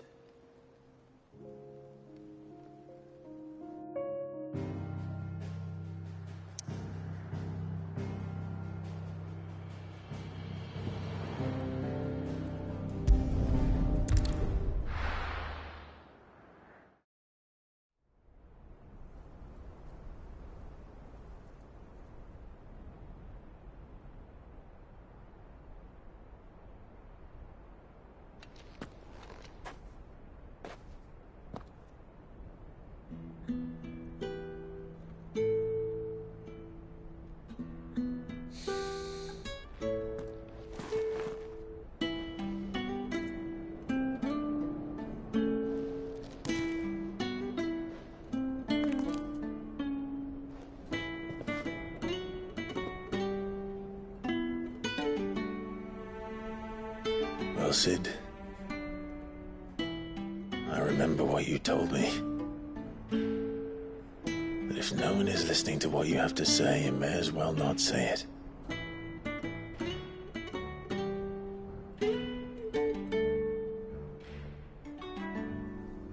But I will say this, old friend. Hugo Cooker is gone.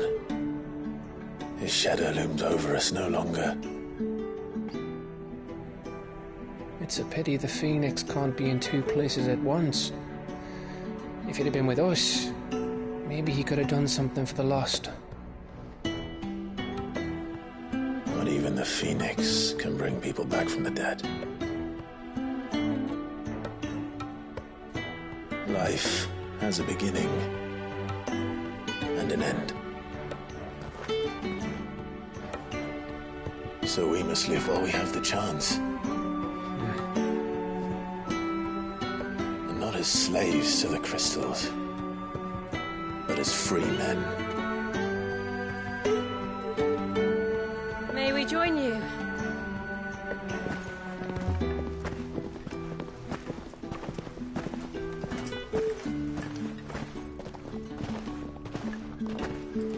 Lady Karen, what a pleasant surprise. I thought I'd drop by and see how you were all doing before heading off to restock my supplies.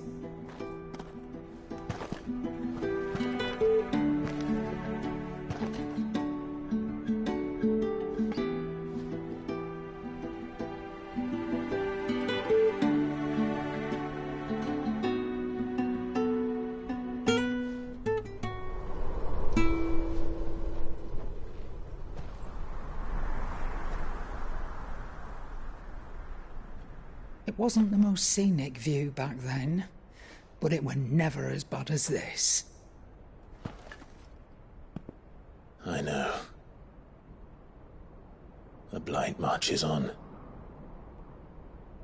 And soon, there will be no escaping sights like these.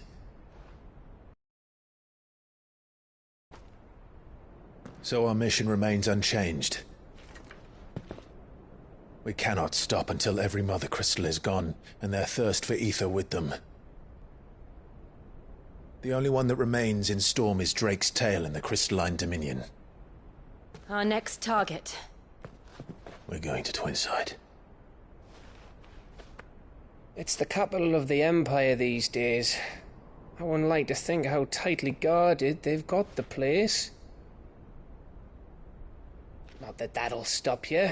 But we'd do well to scout it out before you go charging in. We would indeed. If you're off to the Dominion, you can take this great lump with you. Goods. Oh, I am sorry. Have you forgotten you're the most wanted man in the Twins?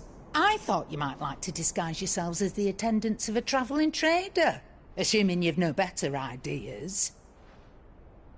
You wanted to buy yourself some tools, didn't you? Well, now's your chance. You're letting me go? With them? Oh, thanks, Nan!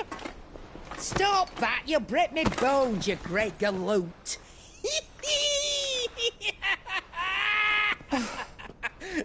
There's a caravan that runs back and forth between the Dominion and the Bocklad markets.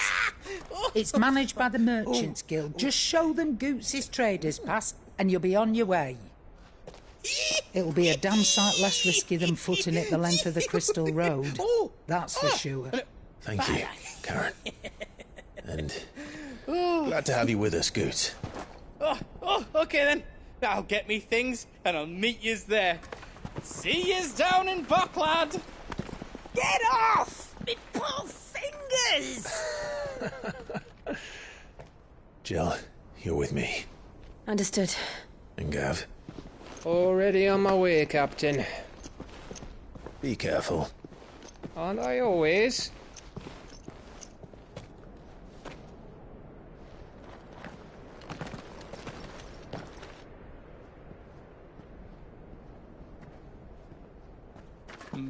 Do you see that, Sid? Your protégé's making a proper little outlaw of himself.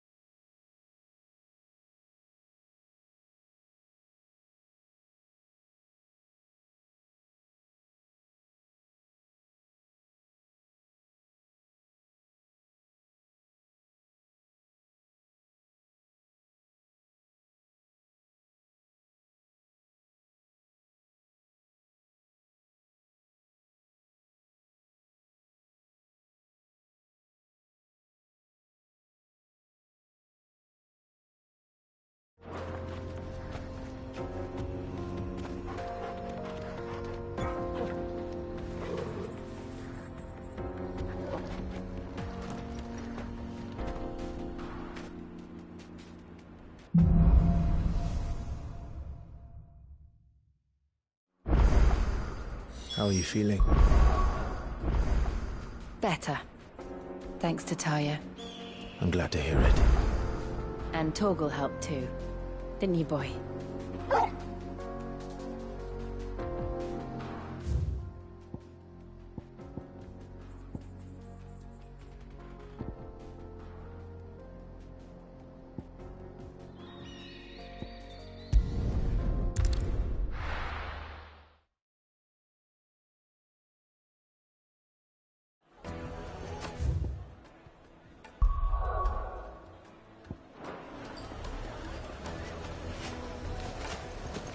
People take notice of wealthy men. Shouldn't be too hard to track down Karen's collector. The St. Drake's Fang is gone. The whole Mother Crystal. Gone. What are we gonna do? Calm yourself.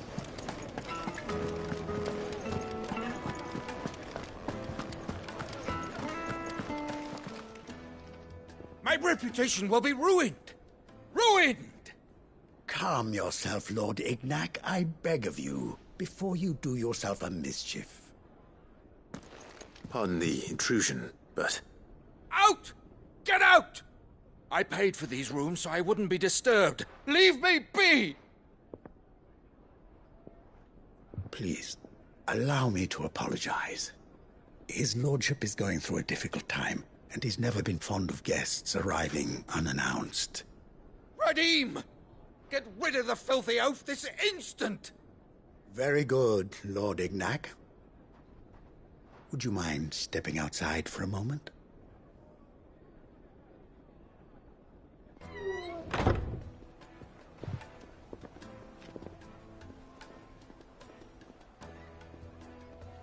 I'm sorry if I've caused you any trouble. That? Oh, no. That's just how his lordship is. Though the morning's events have left him somewhat fractious. He has been dispossessed of his luggage, you see. The thieves also made away with a considerable amount of coin. Coin the innkeeper will soon be keen to collect. I don't suppose a certain blade was among the stolen items. A single-edged sword. It was purchased from a merchant friend of mine. Ah, you know Lady Karen. Yes, I'm afraid it was. Then I'll retrieve Lord Ignac's luggage. But I have one condition. You have but to state it. You are welcome to anything that is within my power to grant. I want an audience with Lord Ignac. A few minutes should be enough. Then I'll be on my way. A condition I would be a fool to refuse. Of course, you shall have your audience. I don't suppose you saw where the thieves went? I did not, no. Though some discreet inquiries made on his lordship's behalf mean that I know where you might find them. The bandit's bed. Every ill-gotten coin in Dalamon is said to pass through that disreputable corner of the Valcroy. And that's where I'm heading. I shall speak to Lord Ignac in your absence, and arrange for an audience upon your triumphant return. That will be very kind of you. Farewell, and best of luck.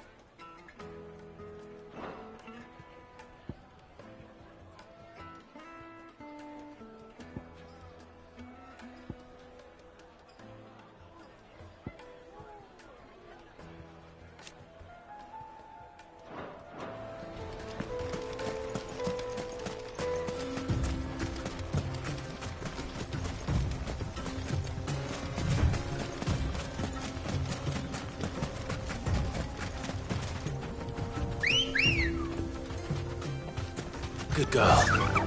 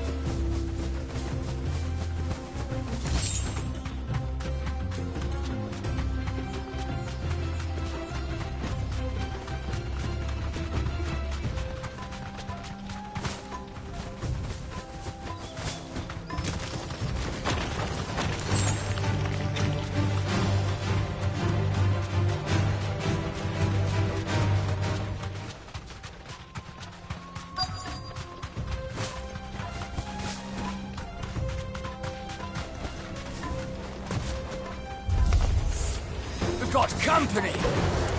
Come on, lads, let's tear the bastard's head off!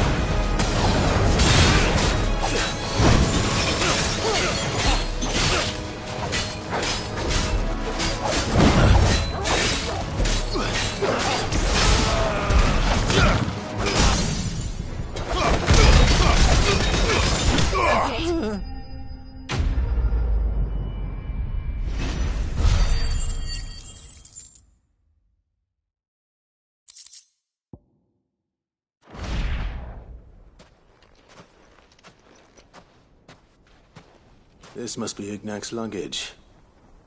Nothing seems to be damaged. All right. Let's get it back to Dalamil.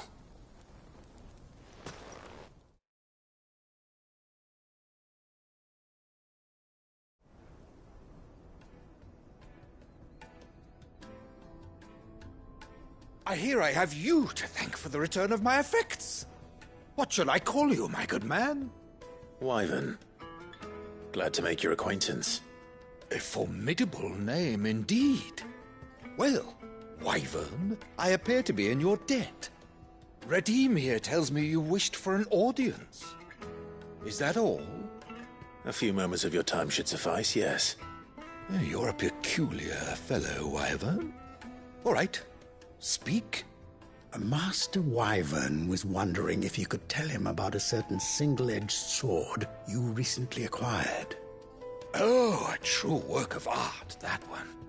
Karen drove me hard on the price, but I would have sold her Radim here to get my hands on that sword. It was made in the Outer Isles, far beyond the Twins, and is used exclusively by the practitioners of a unique school of swordsmanship. They believe no combat should ever exceed a single strike, and hone their blades to such perfection that none ever does. Each sword is made for that one perfect stroke, and for that stroke only. They crack upon a second blow. There's a brutal sort of beauty to it, really. But how do they hone such an edge? Fine question. Why, they use a whetstone, of course. Whetstones, rather. A whole array of them, ranging from the coarse to the fine. 10,000 licks with the sharpening stone, then 10,000 more. But it is the final stone which lends the blade its legendary sharpness. A mineral quite foreign to this great realm of ours. And that is the key. The secret ingredient. Wyvern, it occurs to me that my little lecture is hardly equal to services rendered. Take this, together with my regards. The very stone of which I spoke, far rarer among collectors than even the blade itself, and a far more fitting payment. Thank you. Pardon the intrusion, my lordship. However, it is long past time we prepared ourselves to depart. So it is. I am locked in bitter competition with a rival collector of curiosities. I am one step ahead of the unscrupulous scoundrel, but he is hard at my heels. Are there many other collectors out there? Too many to count, but only one do I consider my nemesis. Lord Byron Rosfield, and is a perennial thorn in my side. I can imagine. Farewell, Wyvern, may our paths cross again. Radim, we mustn't dawdle.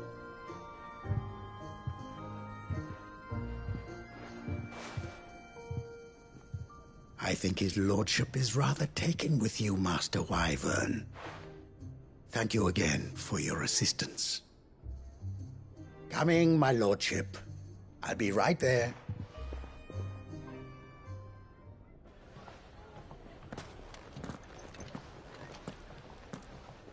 Trust Uncle Byron to find such an interesting rival.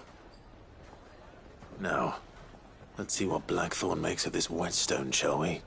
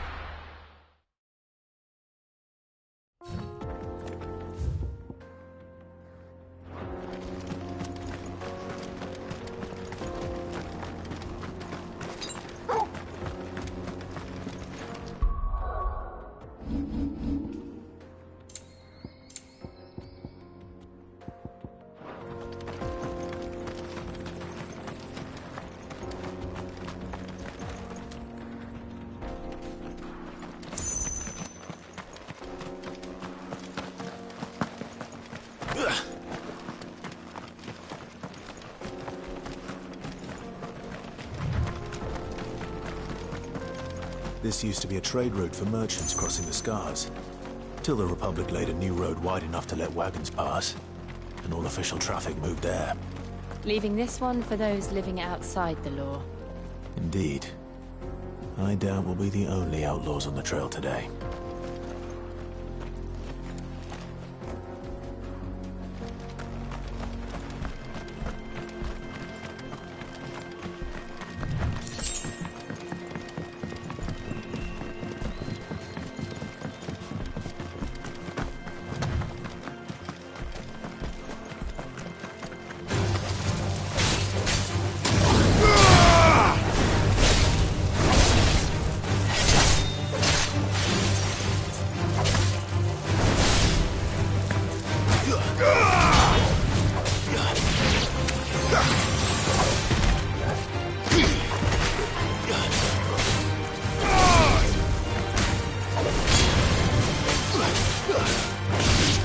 Over here! Get him! To me!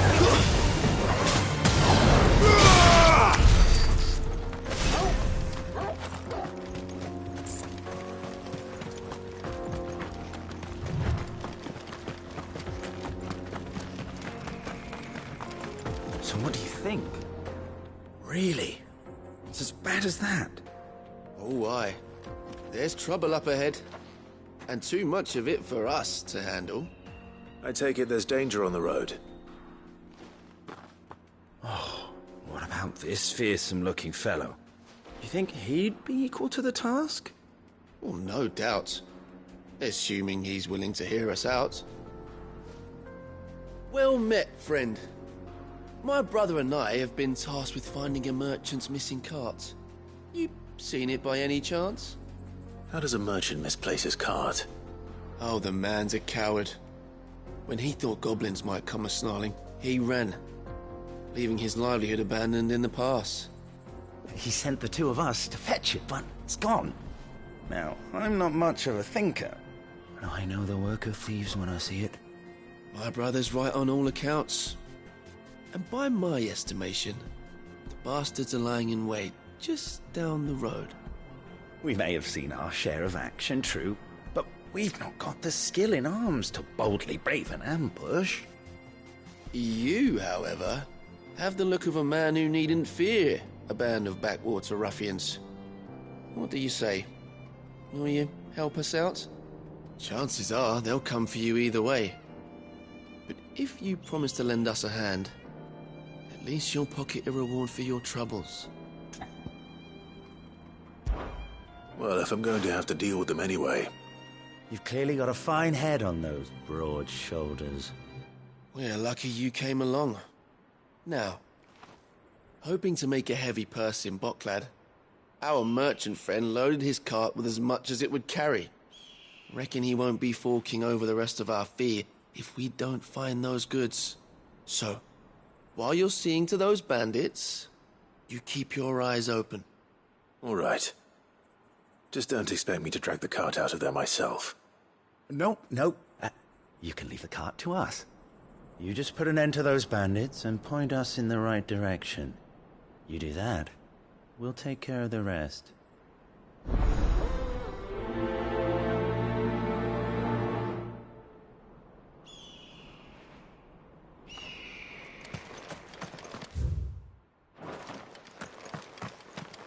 I'm not sure I trust those two. But if there are bandits lying in wait, I should probably take care of them. Look lively, you lot. Oh, well, we've got guests. We are bandits.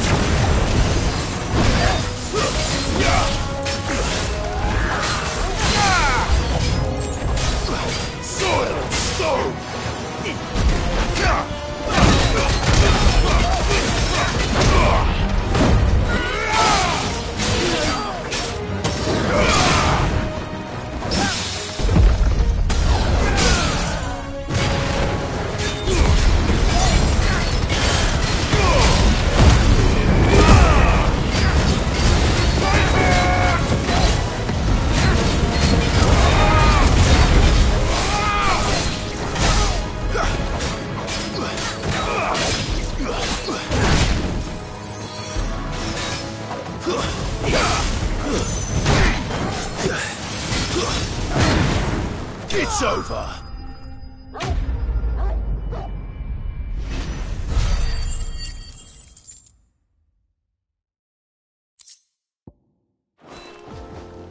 That's them dealt with.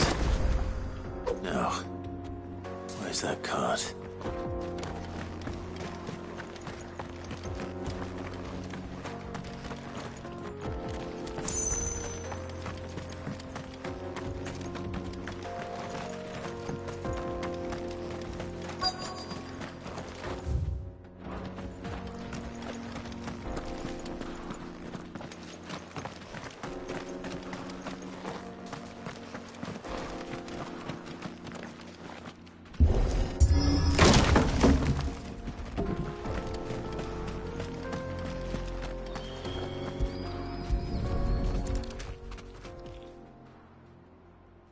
Getting all of this out of here will be a nightmare.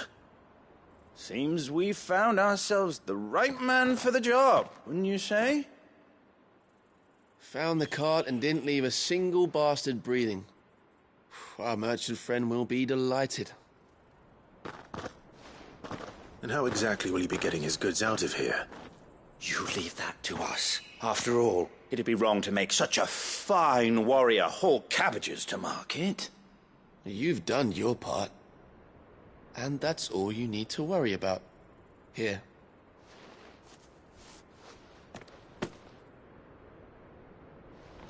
It's been a pleasure. Now piss off. There's no need to be so rude, brother.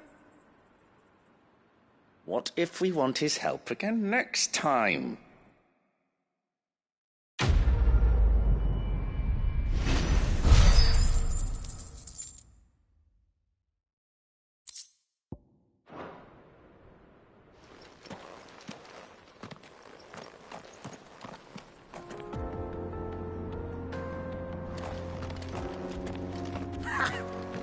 Look at them all. I thought the bastards would have eaten the lot by now. You've had your reward and you're not getting any more. Now piss off.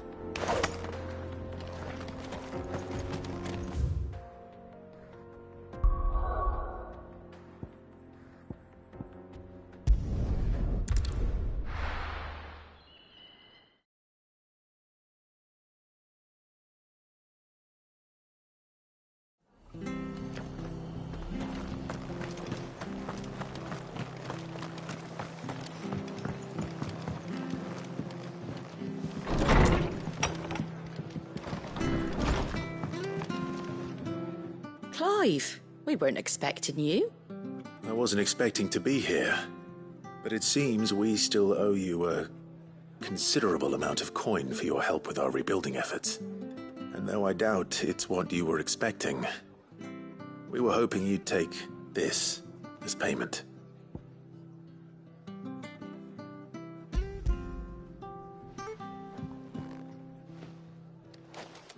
A star ruby? I can't accept this. It's worth at least twice what you owe me. More if you can find yourself the right buyer. Think of the difference as interest. Interest? If word got out I charged that much, no one would ever borrow from me again. Anyway, why are you the one here asking me about this? I'd have expected Otto. Bit much sending the Lord Marquis out to settle your debts, isn't it?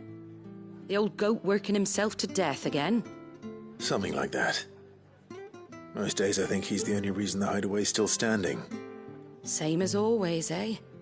Back when the place was nothing but a twinkle in the eye of a recently retired Lord Commander, word is he was the first one Sid reached out to. Probably knew that without his strong arm and level head, the idea would never get off the ground. Sid may have been the face of the hideaway, but Otto's always been the backbone. And when Sid passed away, we were all worried that would be the end of it. That Otto would just give up. His death was hard on everyone. But it must have hit Otto hardest of all. But he didn't give up, did he? Quite the opposite, in fact. If I recall, he was the one who nominated you as Sid's replacement, and rallied the rest around you. I reckon what he saw in Sid, he saw in you too. And don't we all? Doesn't hurt that you're half as stubborn and twice as handsome, neither. That, and you keep good company. I suppose I do.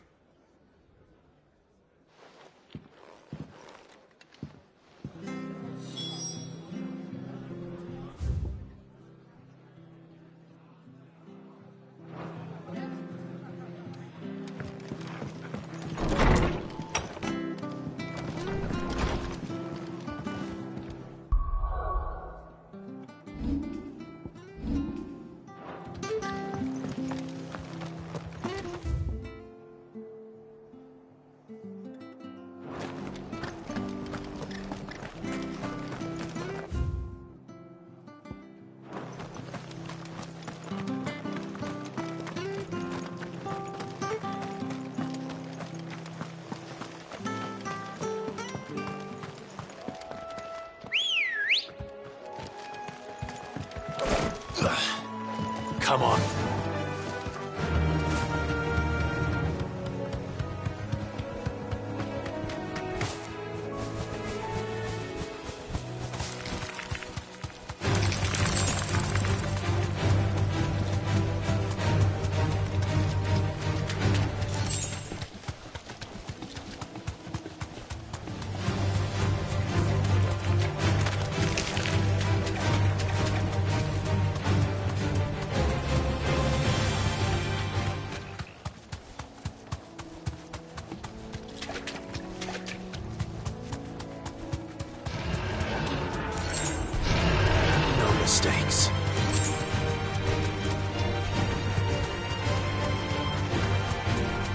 certainly quiet.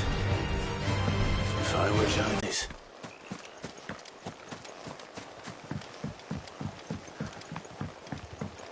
I doubt we'll find one bigger than that. You hungry, Torgal?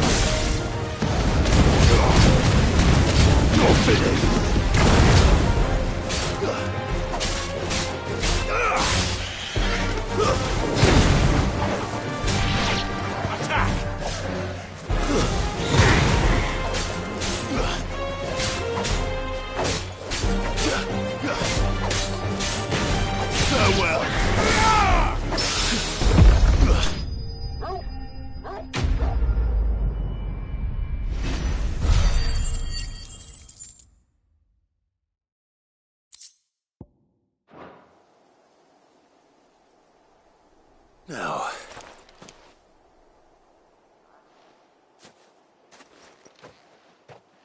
will it be enough, I wonder?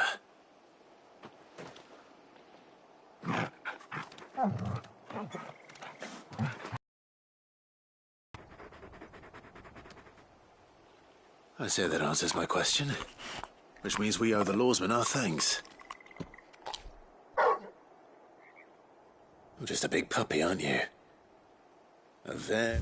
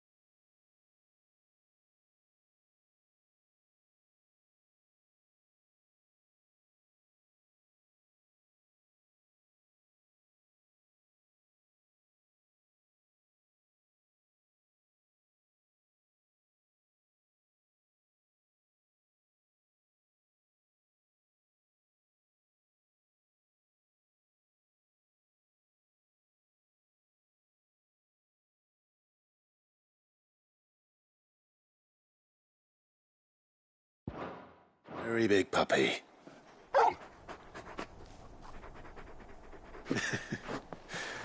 You do know you can take that with you, Torgal. Lady Karen will be relieved to hear you got your appetite back. Come on, boy.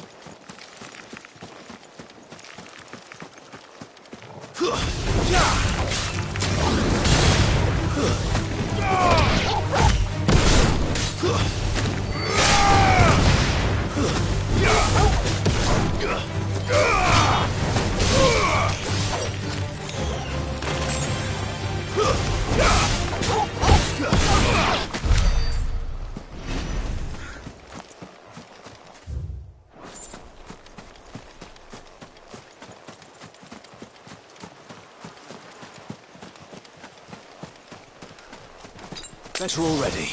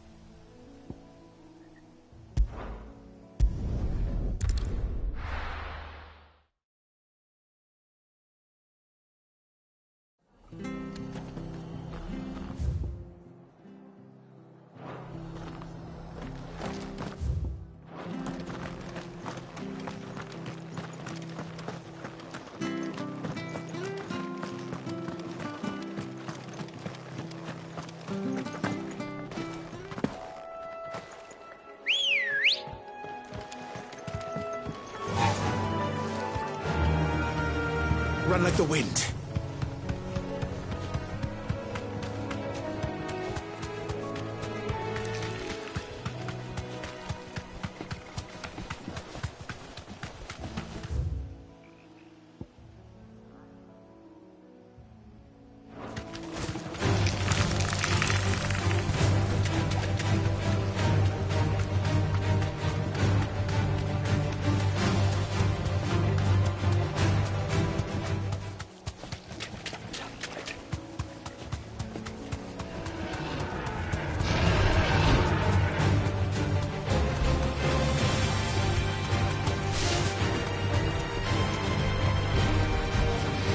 right from here.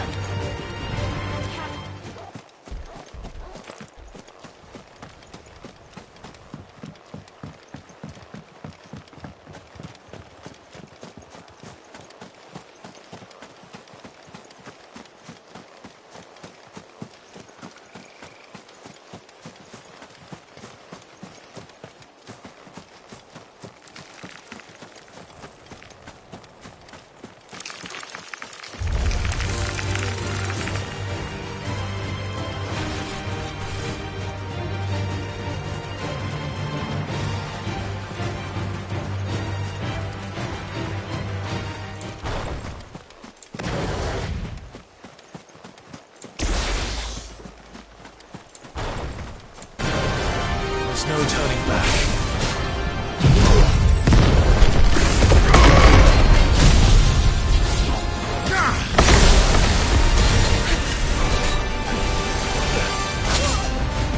Nice try.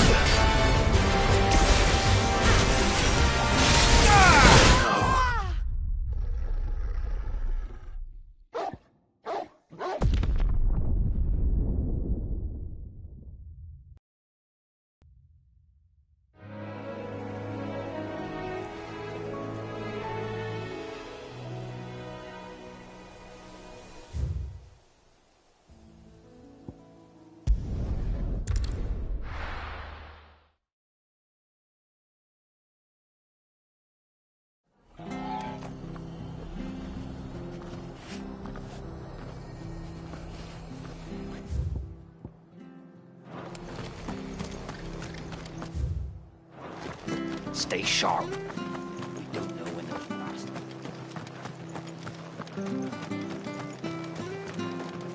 How do?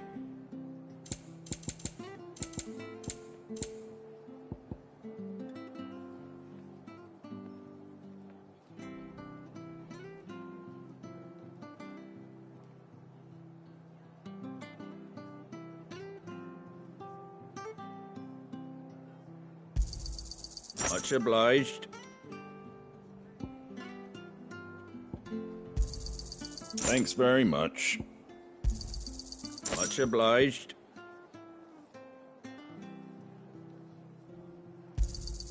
There you go. That all, is it?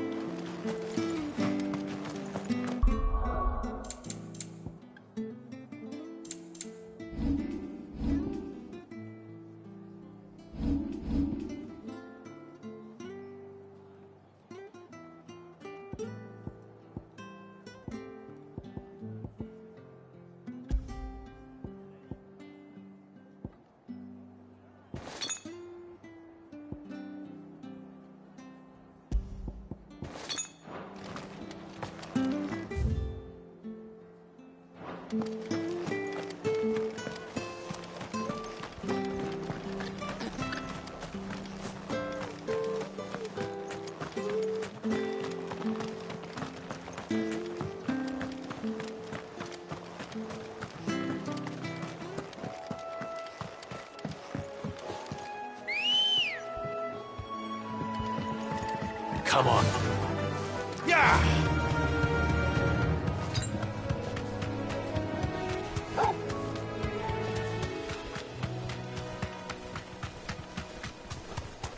We're not alone.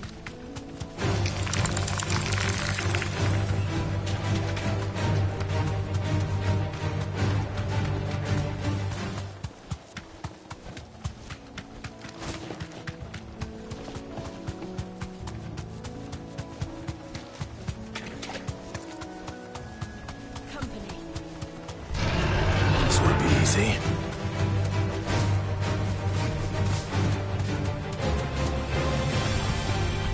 That'll do, girl.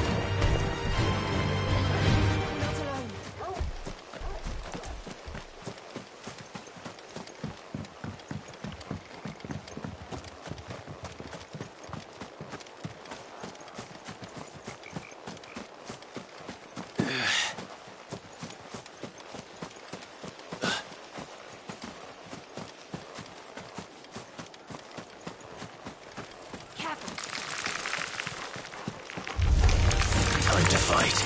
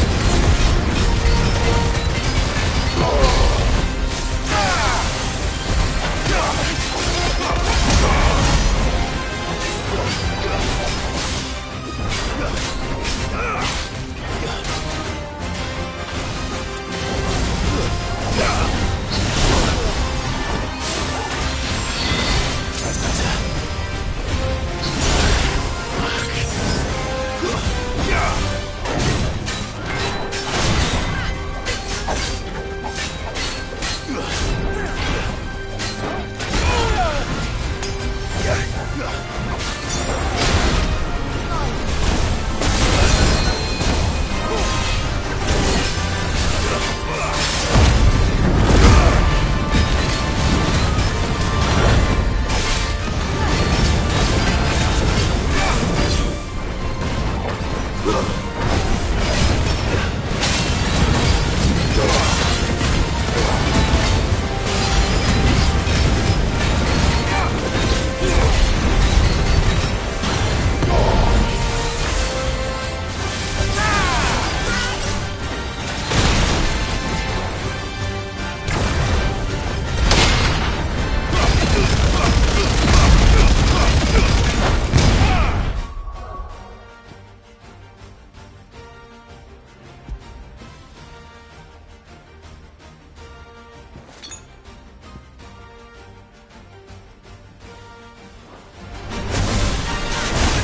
us, Dad.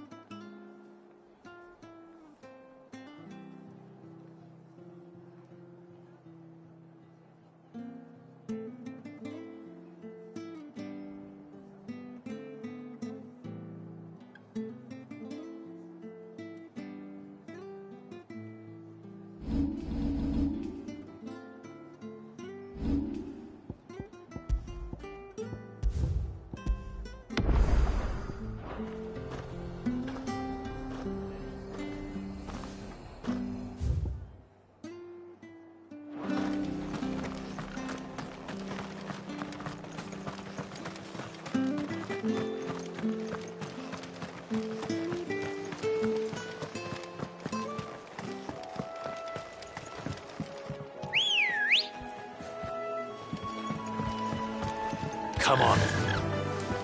Run like the wind.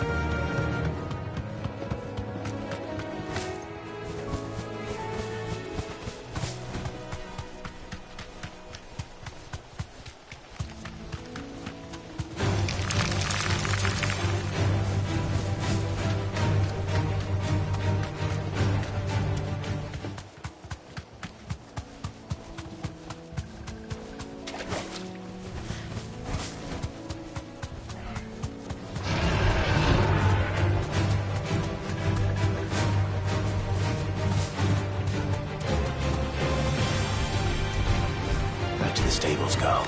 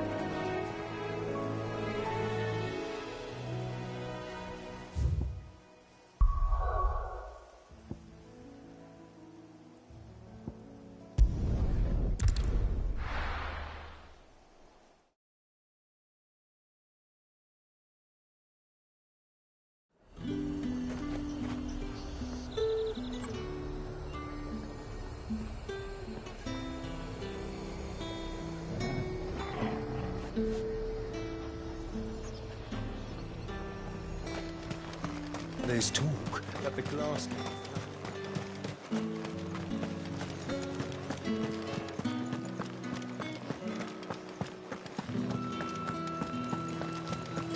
Did you hear? The gates to heaven. I want to see you.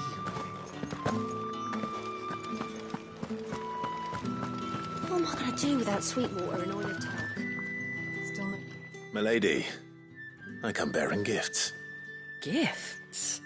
Whatever is the occasion.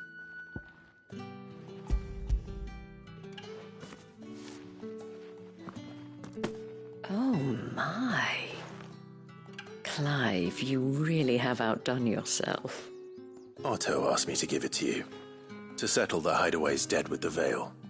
And to compensate you for the time it took us to do so. You disappoint me, Clive. I thought you might finally be warming to me. Tell Otto he can keep his baubles. I tried to tell him as much the first time around. The man owes me nothing, nor does the Hideaway. My contribution to the restoration effort was made freely and willingly. It was the least I could do. You once told me Sid did you a kindness. I'd like to do the same. Please, accept it. For my sake. And for Otto's. For all of us. For all you've done. It is rather fetching, isn't it? Very well. Otto is lucky to have you, Clive. I doubt anything could ever replace his son. But you and the others at the Hideaway are the closest thing he has to family. Otto had a son. Long ago, yes. Sid told me Otto lost him when he was just a boy, and blamed himself for not being able to stop it. I don't know how it happened, whether there was anything he could have done, but it was clear that it weighed heavily on him. I didn't know. How could you have? I doubt anyone did.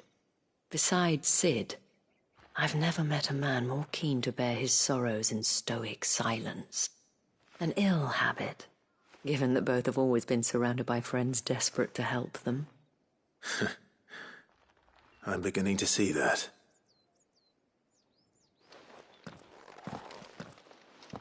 Go will want to know the stones were delivered. If he's still with us.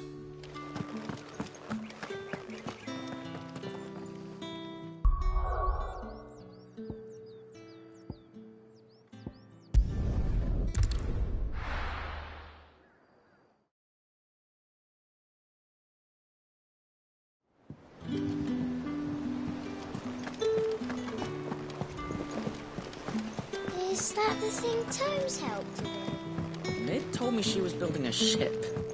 Really?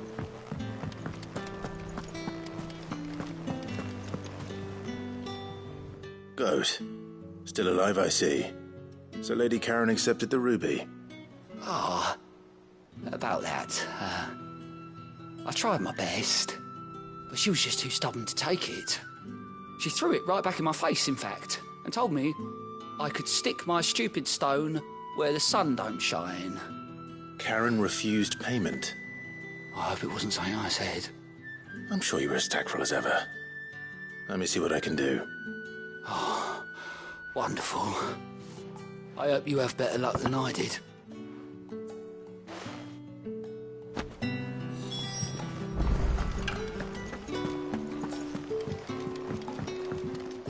And how may I assist you today? What is it that you wish to learn? Here's the latest information I have.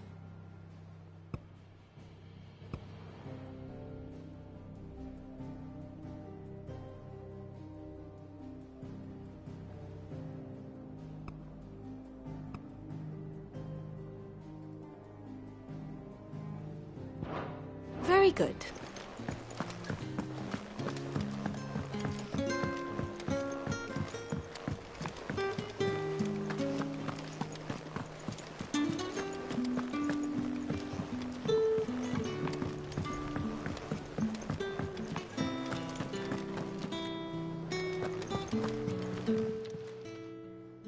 Lady Karen, Goad tells me you weren't happy with our offer.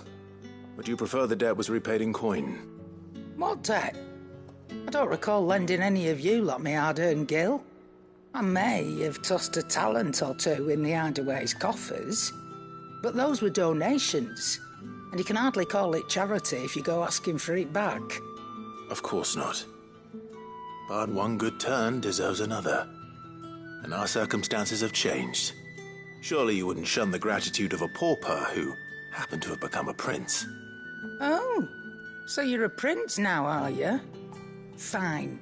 But I'm selling it and taking what I'm owed, then you're getting the rest whether you like it or not.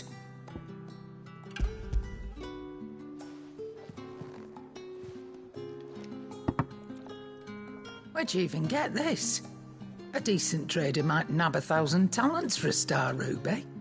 A canny one, meanwhile, might claim it were nicked from the belt of Sid the Outlaw himself and ask twice as much.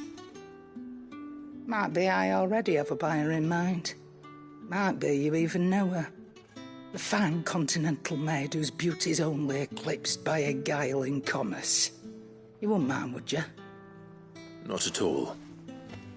Just be sure to tell her that it's always a pleasure doing business.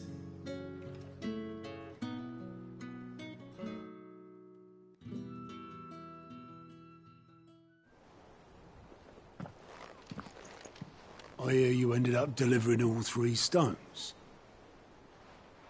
Thanks to this lump. I sometimes wonder what I pay you for. Speaking of which, I still haven't been paid last month's wages. Oh, so you remember what's owed to you, then? Get your ass behind that disc of yours and don't get up before those ledgers are square. Right away.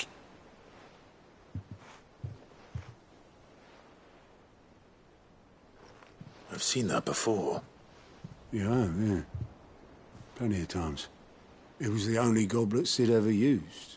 Either out of habit, or because the filthy sod couldn't be bothered to find a clean one. I knew so little about him.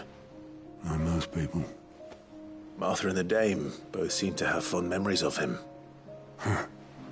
I bet they do. How long did you know Sid before he... Before he died? 20 summers, give or take. Back in the day, I was a purser on a trade ship, which is where I met him. He bought passage to... I forget where. And having nothing better to do on the long nights, we set up drinking island rum till the morning bell dragged me. Quit my post not long after that, on account of making a fine maiden's belly. Promising we'd one day sail the seas again. That was before fate stepped in and said she was having none of it. The magic woke inside my son soon after his first name day, and there was no hiding his knack. Couldn't you and your family have... My family were the ones who summoned the constable. Wanted the monster taken away. I couldn't turn my back on him.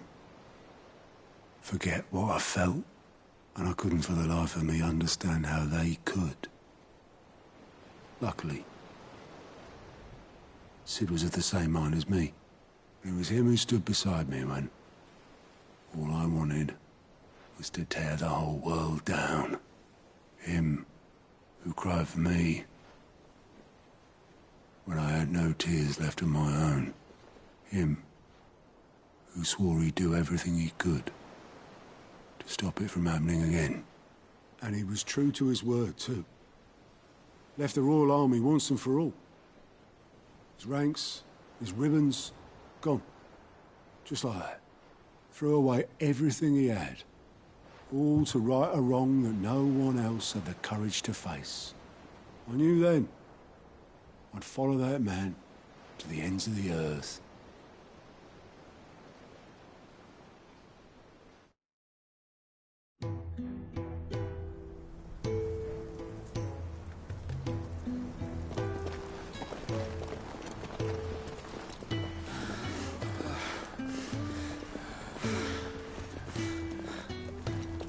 was always too clever for his own good, was Sid. Saw the world for what it really was, while the rest of us were content to go along with the lie we were shown. And it can't have been easy, bearing that burden alone.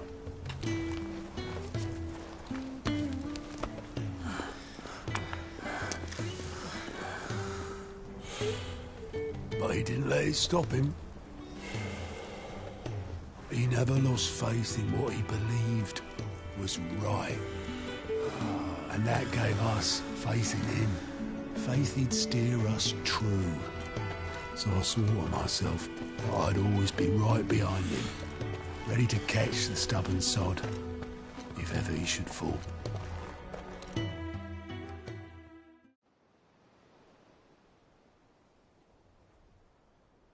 But I couldn't even do that.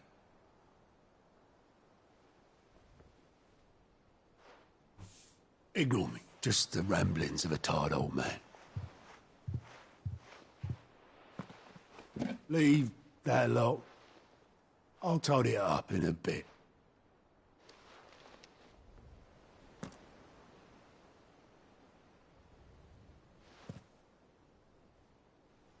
This is Sid's handwriting.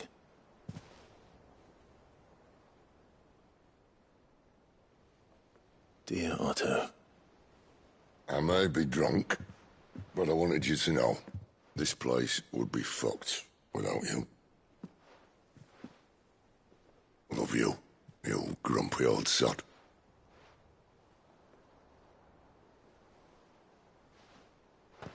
This note. Hmm? What about it? Sid was right. Without you, we'd all be lost.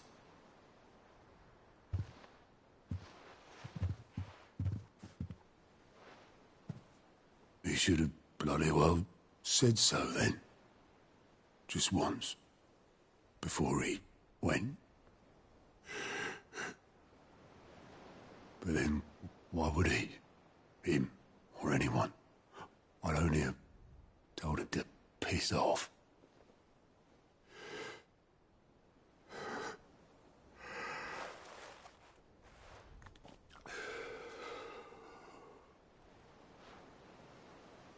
You're wrong, though. Both of you. It was never just me keeping the hideaway afloat. It was all of us. I just shoved people in the right direction. I barely seem to be able to do that anymore.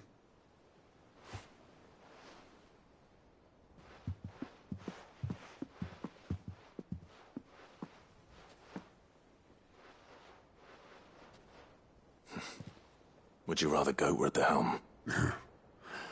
Well, maybe I've got a few more years left in me. I'm going to hold you to that, Otto.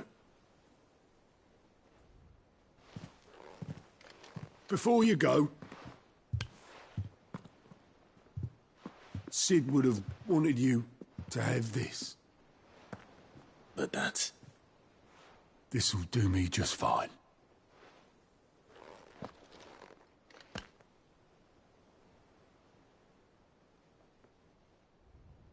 Thanks for the ray of sunshine. I'll see if I can't pay you back. Already have.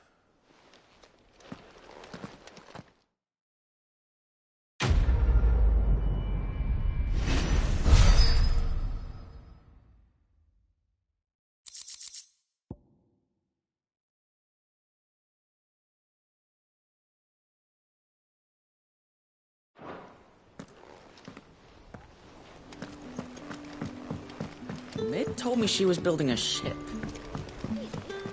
Is that the thing Tomes helped?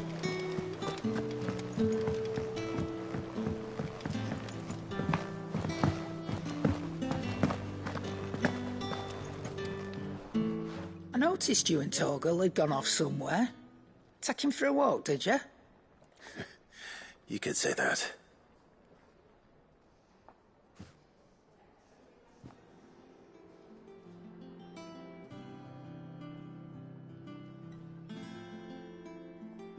So, Molly's leftovers weren't good enough, eh?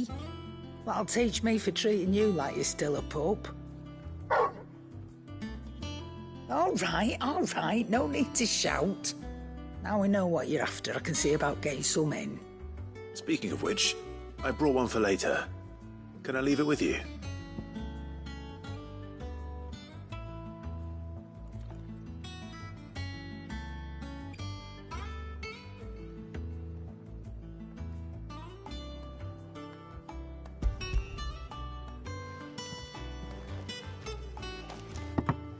You can, eh?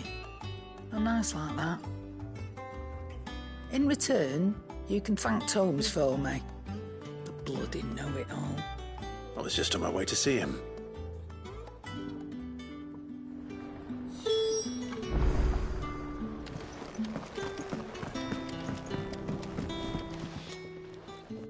Sorry for the wait, but hopefully you'll agree it was worth it.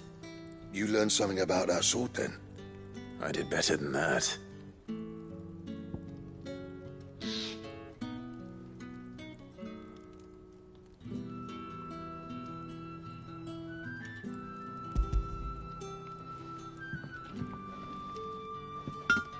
A whetstone? Yes. But not one you'll find anywhere in Valisthea.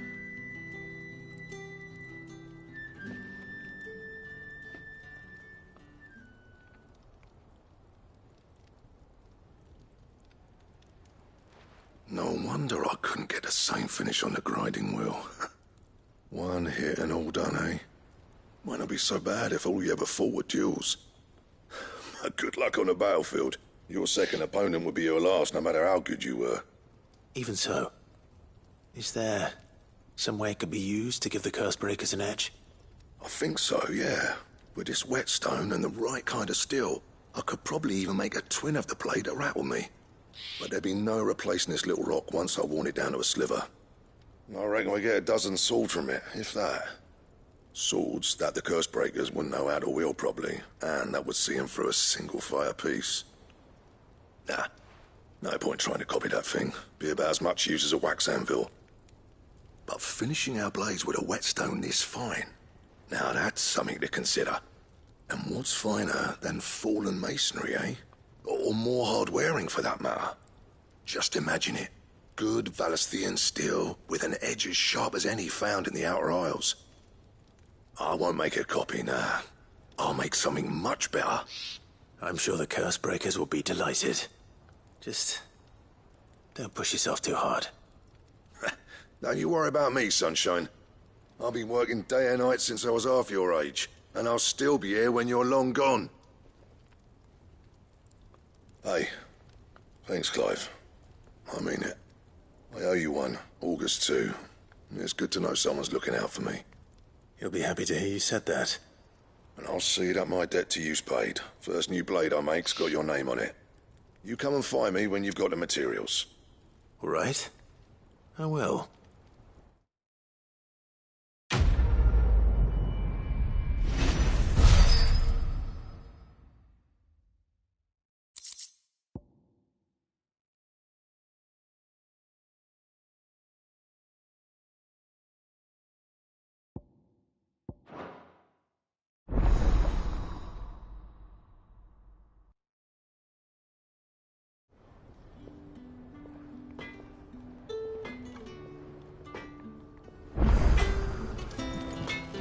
Back, are ya? What's that for you, dear?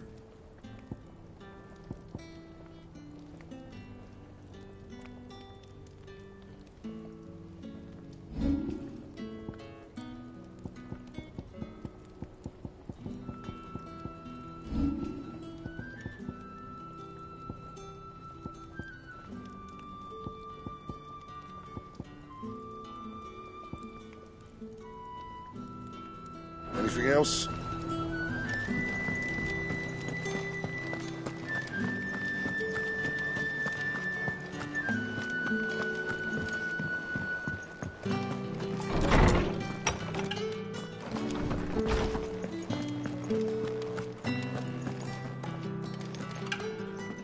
Ah, Clive. Were you able to locate your quarry? We were indeed, Lawsman. You pointed us in exactly the right direction. And Torgal's been a very happy hound ever since. Very good, very good. Lady Karen sends her thanks, by the way, for your part in solving the mystery. Ah. But that reminds me. After your last visit, I found myself pondering Torgal's talents. Do you recall our conversation concerning Lady Jill's role in Torgal's transformation? About how she somehow woke the power within him. Precisely that. A reasonable conclusion, I thought, but one which raised certain questions in my mind. You see, the Fenrir of legend served Shiva and Shiva alone, and while the powers attributed to him are certainly impressive, the records imply they are somewhat different in nature to those you described Torgal as having used. What are you suggesting? That Torgal may be the beneficiary of more than one icon's power. Consider that in addition to Lady Jill, he has served as a loyal companion to you, your brother, and even the late Cid. In short, the icons hitherto near at hand, or should I say at paw, have been diverse and plenty, and that number has only grown as the realm's dominance have fallen to your sword. One can but speculate as to how all of this has affected Torgal. He has seemed more fierce of late. And if I am not mistaken, he will grow fiercer still. We are fortunate indeed to be able to count him amongst our allies and not our adversaries. Oh, he's more than an ally. He's a friend.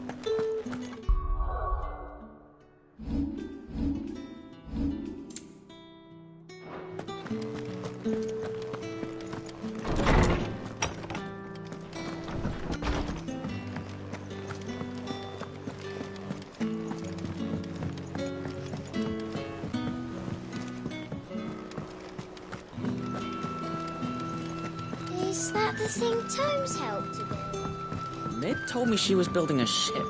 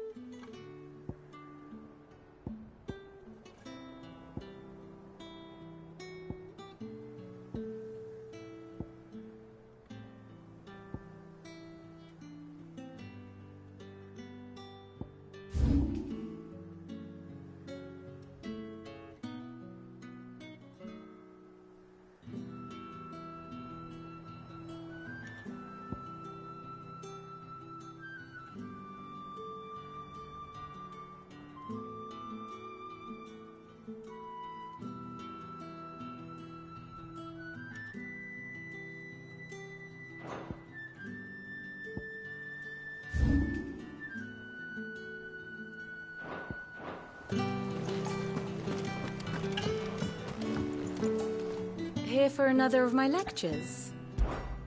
How may I help you today? One must understand one's place in the world.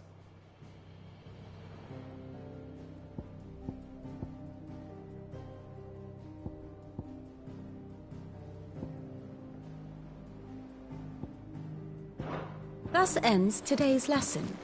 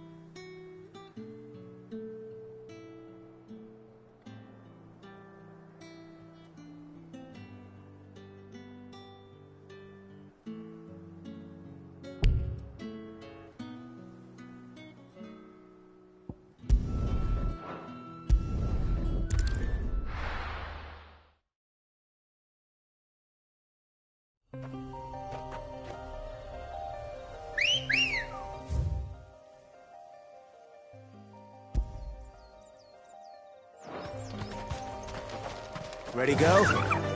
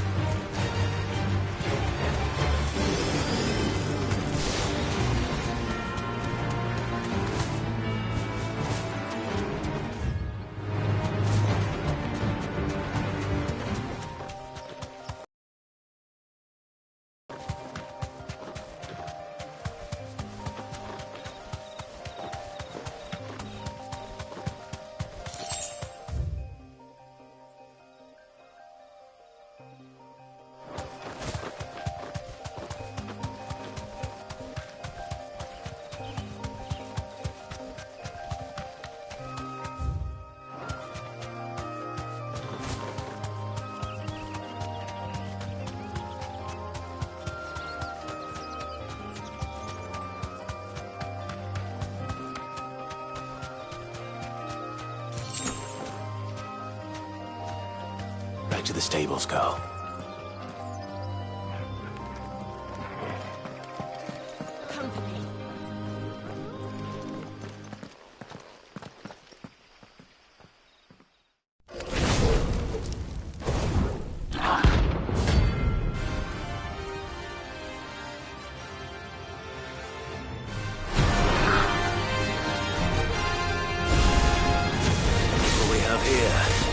Greetings, Your Majesty.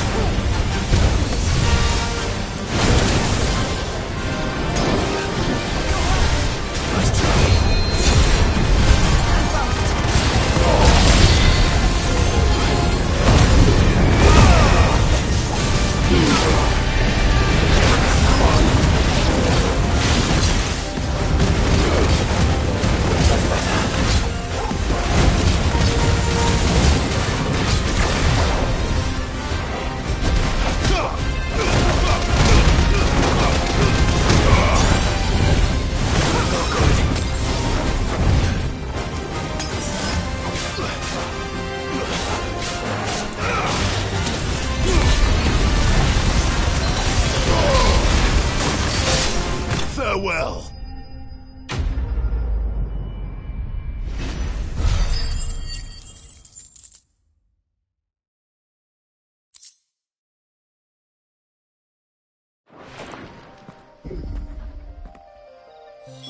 Your reign is over. Now to collect the ash.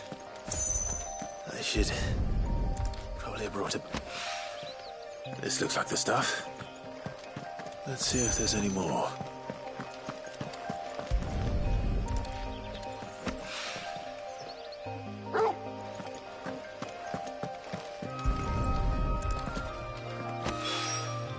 That should do it. If a white is more than this, he can fetch it himself.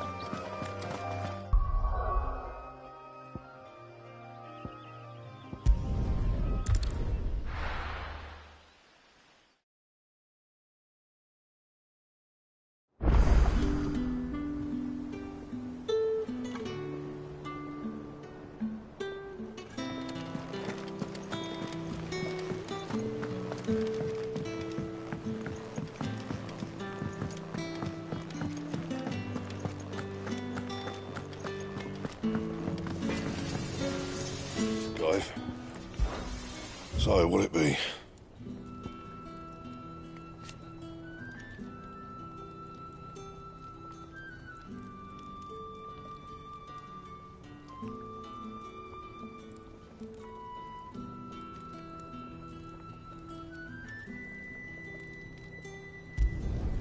No scratches, right?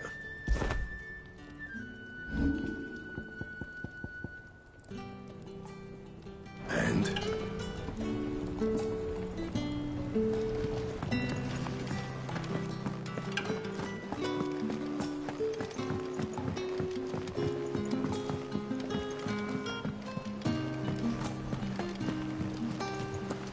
Is that the thing Tomes helped with? Mid told me she was building a ship.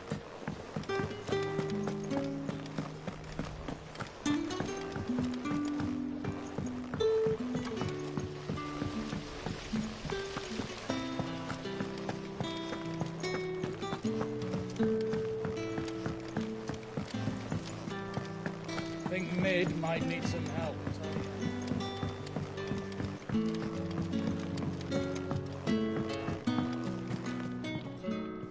All right there, Sid? How's that hunt for the bomb ash going?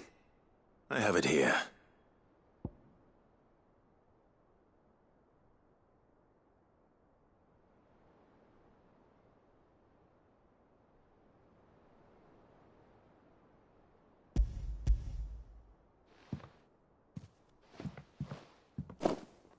That's the stuff. And plenty of it, too. Enough to keep the Olympic bubbling away for a good old while. You're a gent, Sid. Let nothing say otherwise. Right then, let's get this contraption up and running.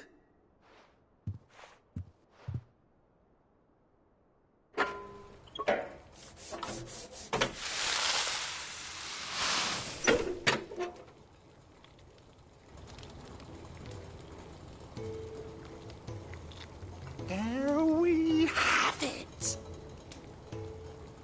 The Telemon Alembic. And it works just like the chief said it would.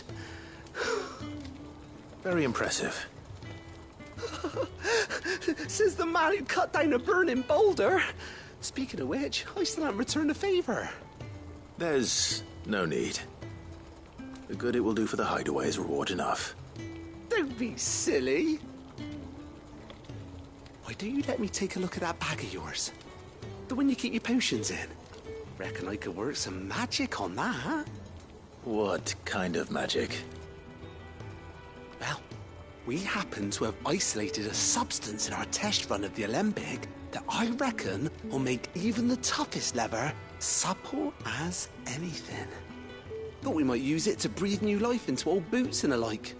Save the hideaway a few gil. Ah, I reckon if we slap a bit on your bag, it'll loosen it up enough for you to squeeze in a bottle or two more. Well, it can't hurt to try, I suppose. That's the spirit. Leave it with me. I'll only be a mo.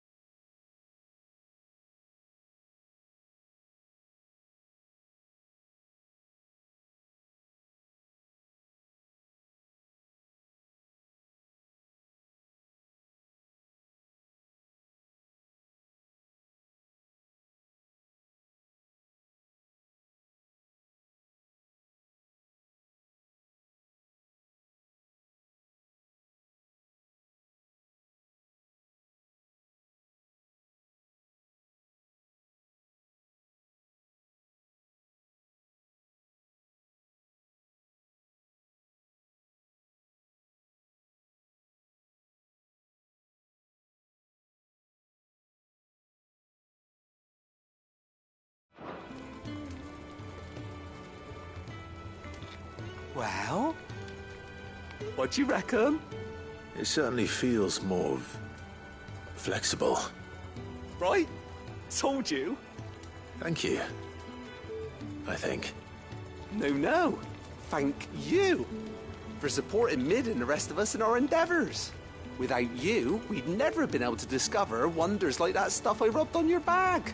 And I'm telling you, there's plenty more where that came from.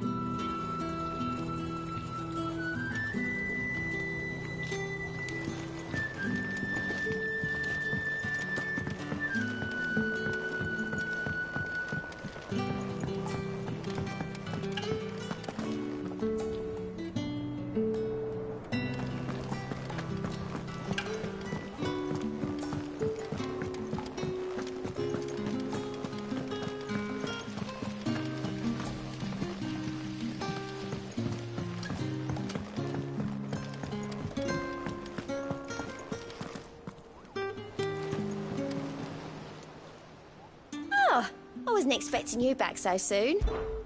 Your benefactors are a generous lot. You earned this.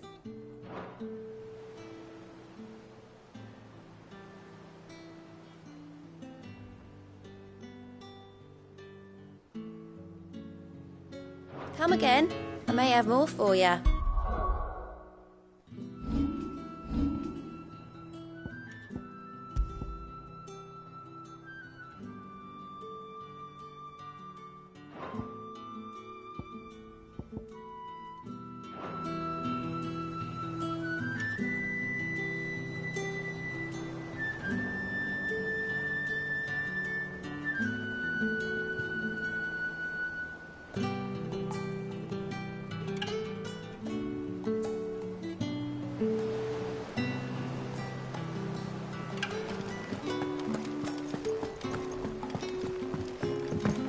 Told me she was building a ship. Is that the thing Tomes helped?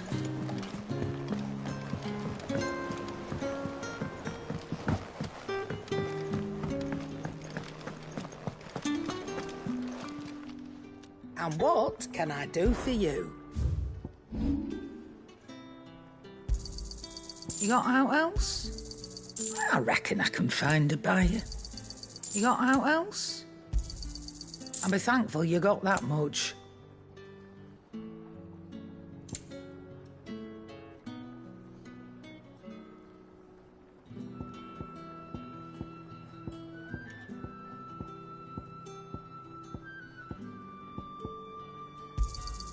You got out else?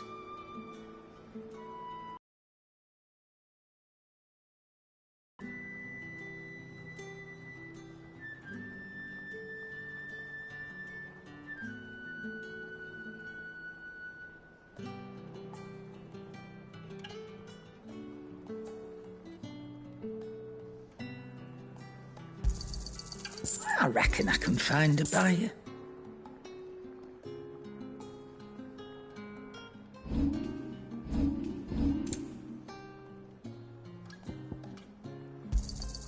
You'll not find a better price than that.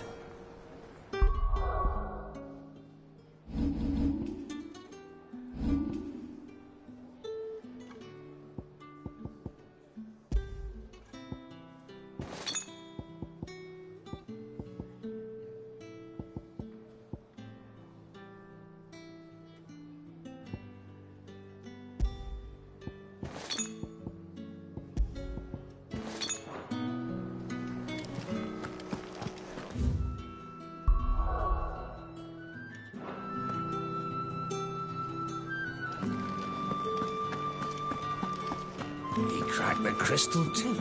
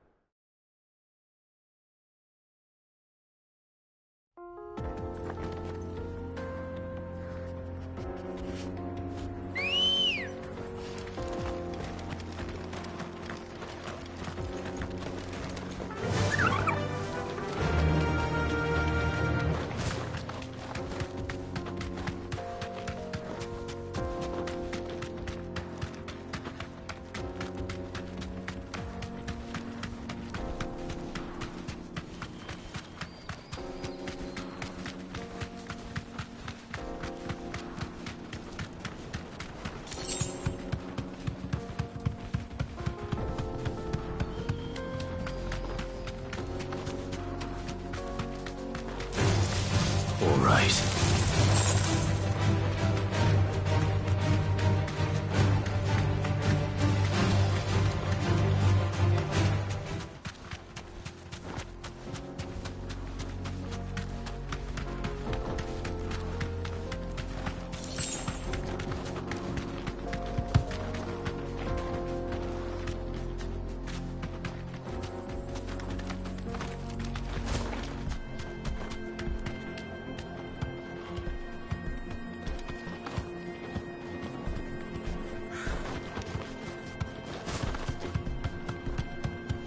I see the Dalmex lag behind Rosaria when it comes to bridge building. The fallen ruin should hold, at least.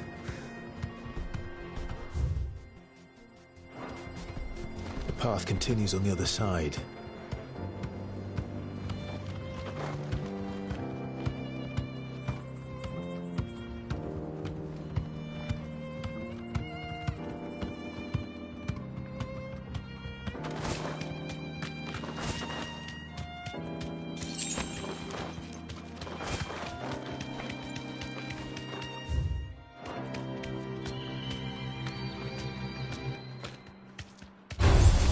This might take a while.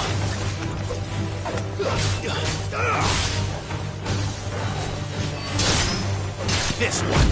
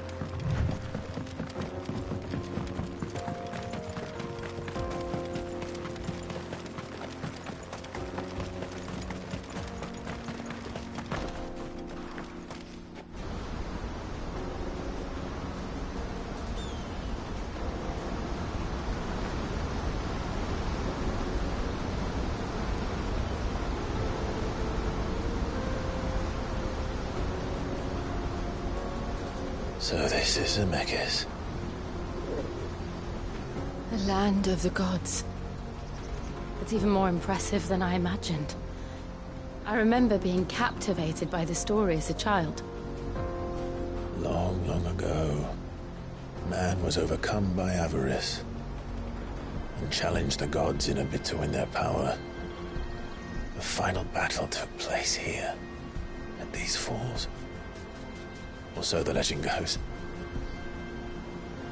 If anyone ever manages to plumb those depths, perhaps we'll learn if there's any truth to the tale. That the gods emerged victorious and punished man for his defiance by visiting upon him 2 curses. Dominance and bearers. To tell the truth, I always thought it strange that the dominant and their icons were deemed a curse. Back home, the dominant inherited the throne. They were admired and exalted, not spurned. Whenever I got to that part of the story, I always assumed there must be something I'd misunderstood. You had a lot of storybooks, didn't you? In your room, I mean. When we were young. The old legends were always my favorites. Epic battles between gods and men. Father encouraged me to read as much as I could. He thought it good for my education. You really were a boy like any other, weren't you?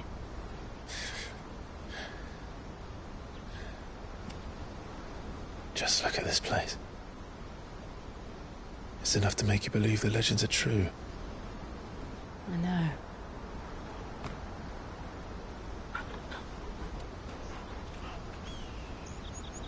We're not far from Boklad. The road will be busier up ahead. Then we'll have to keep our wits about.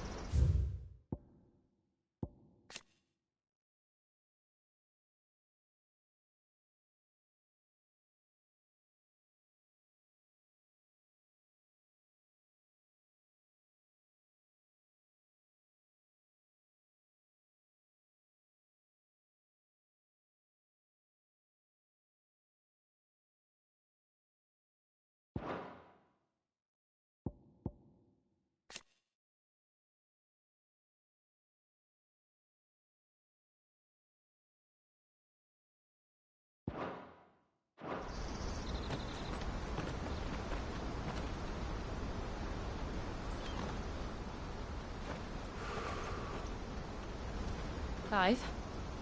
Something wrong? Nothing. It's nothing.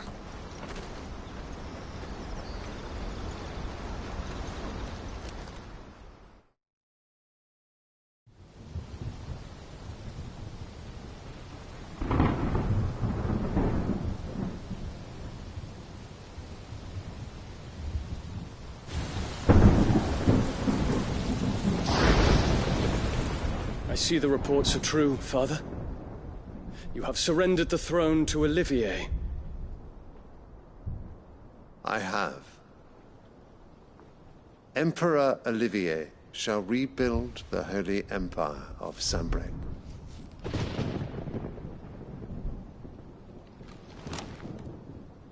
How is he to rule an empire? He is but a boy. I shall advise him until he comes of age. Father, please. Or for as long as I am able.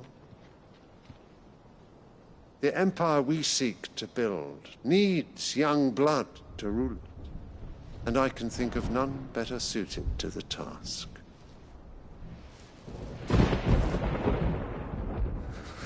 There is other news, Dion.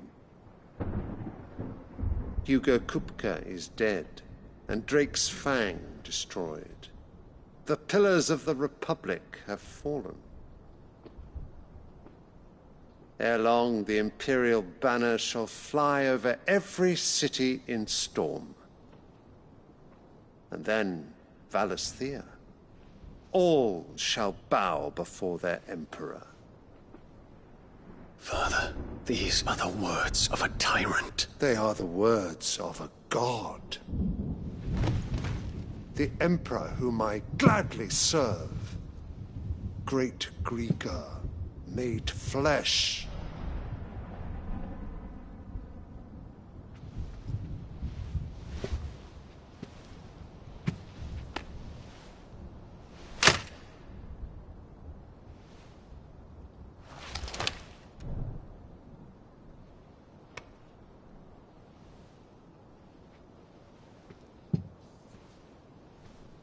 Return to your camp, Dion, and ready your forces.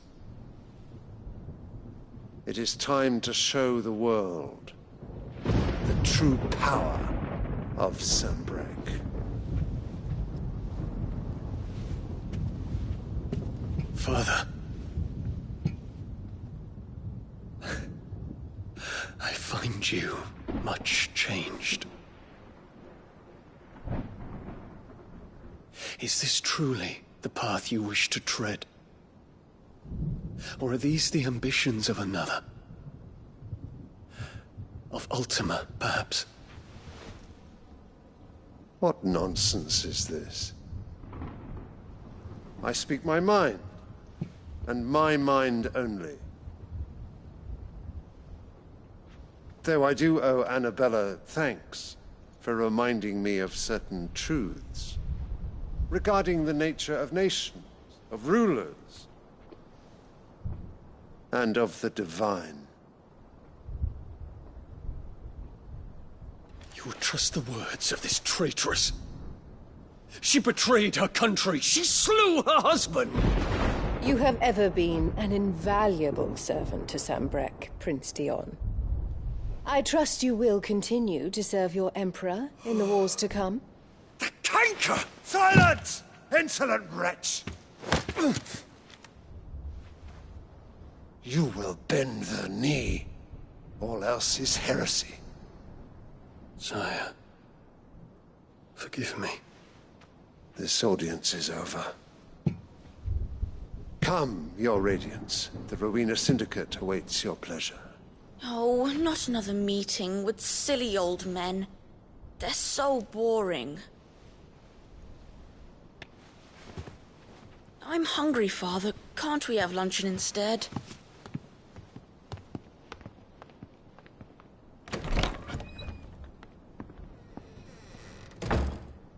Does it pain you that you will not inherit your father's throne? I have suffered worse.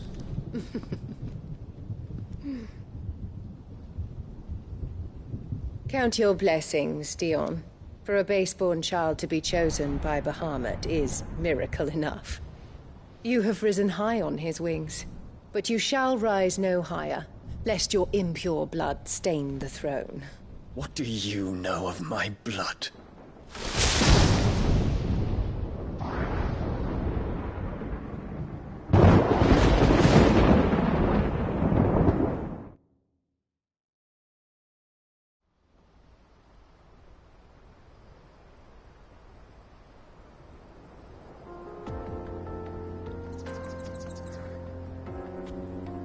Boklab markets are to the north. We just need to hug the coast.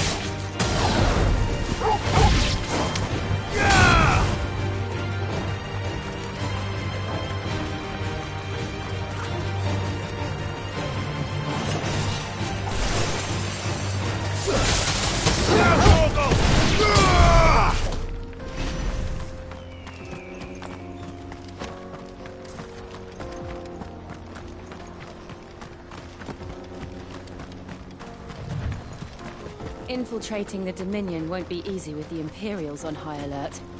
No. His Radiance has lost one capital already. We can be sure Sylvester will do everything in his power to hold on to Twinside. His troops are ultra-trained and increasingly wait for the siege to end.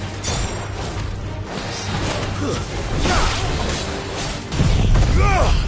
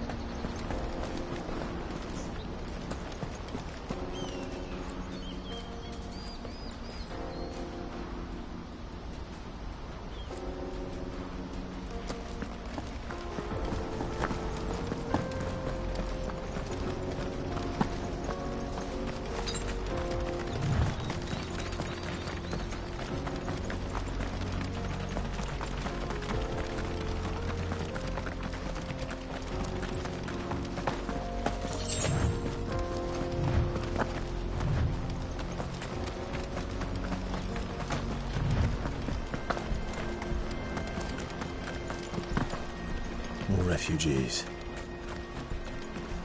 And they're all making for the Crystalline Dominion. Because they don't know how to live without the crystal's blessing.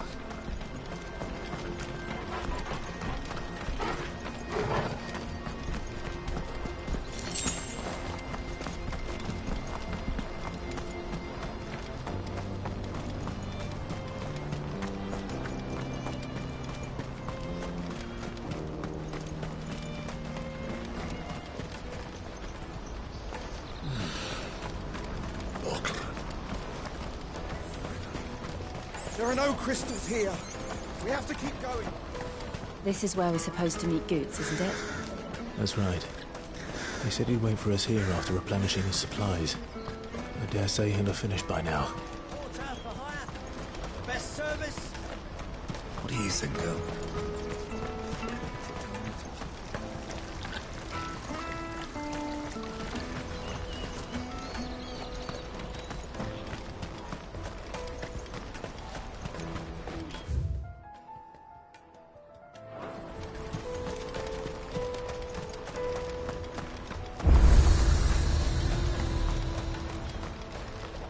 You won't find a finer array this side of the strait.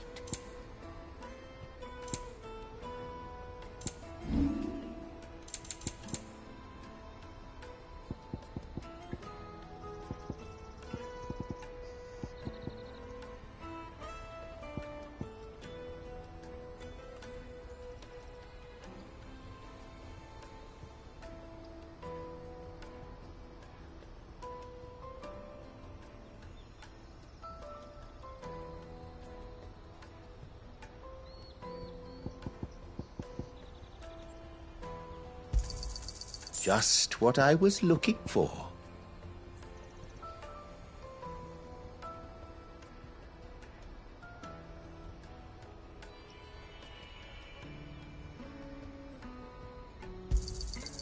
Thank you.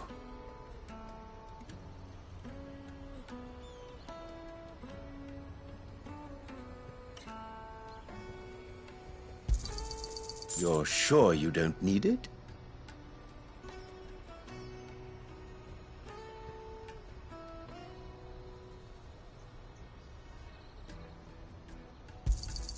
Just what I was looking for.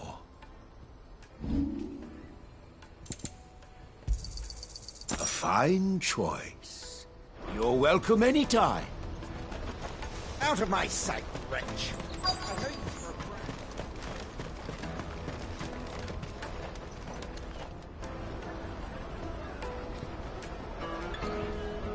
Wonders from across the water. Come one, come all. Feast your eyes. Good sir, can I interest you in...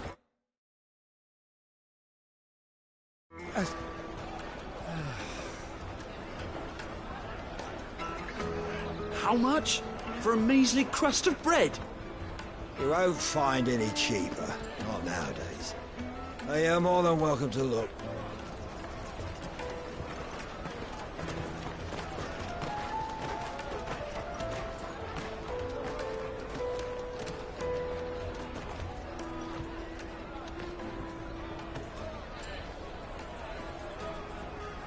The Empire's unlawful and illegitimate occupation of the Crystalline Dominion is still in effect. Only those whose business in Twinside has been officially approved by the Republican Army will be permitted to cross the border. All who seek entry are to form a line and ready their documents for inspection. Looks like we aren't the only ones who are eager to leave. And they're checking everyone. Can't you make an Not for the likes of you. We won't get through without that pass. Let's go in and find Good, shall we?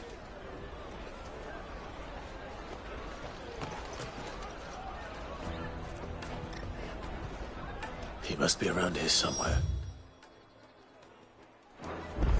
Come, taste my peaches.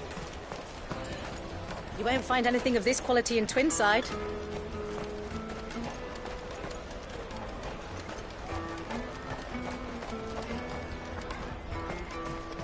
The caravan stops next to the checkpoint.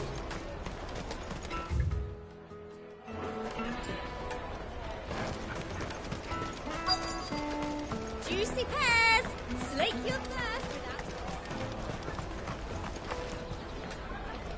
Ah, good. There you are. Clive, I'm so sorry. Don't tell Nan, will you? Slow down, Goots. Just tell us what happened. It's me trader's pass. It's gone. We cannot ride the caravan without it. We won't even be able to get through the flipping checkpoint. Do you remember when you last saw it? It was in my pocket a minute ago. Then a bairn bumped into me and... Yeah. You don't think that they might have nicked it, do you? It wouldn't surprise me. A busy market like this is prime territory for pickpockets. So, to get the pass back, we need to find this child. Where would we even start? I know where! I've got a pal in Bock lad who might be able to help us. No one knows more about what goes on round here than she does. Where do we find her? She's the owner of the Crimson Caravans, up that way. Sign's got a red chocobo on it. No time like the present. You two go on ahead. I'm gonna check the rest of my stuff, make sure naught else is missing. All right. We'll meet you there.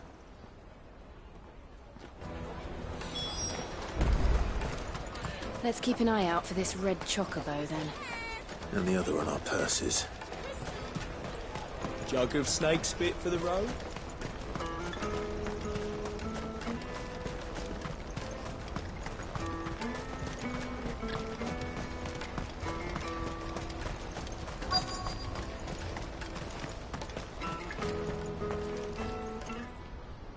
Looking to hire a coach? It's 10 million for a two-birder to the Crystalline Dominion. Take it or leave it. Oh, we're not here for that. Then I bid you good day. Oh, wait! Don't go, El. He's me mate. As I live and breathe. Goots, what are you doing back in Bocklad?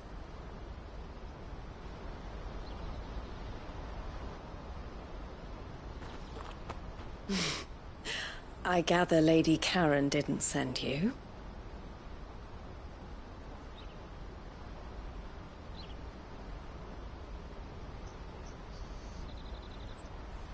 So what trouble have you got yourself into this time?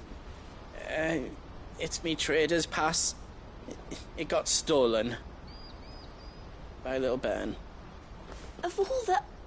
You're the size of a marble. Honestly. Ugh.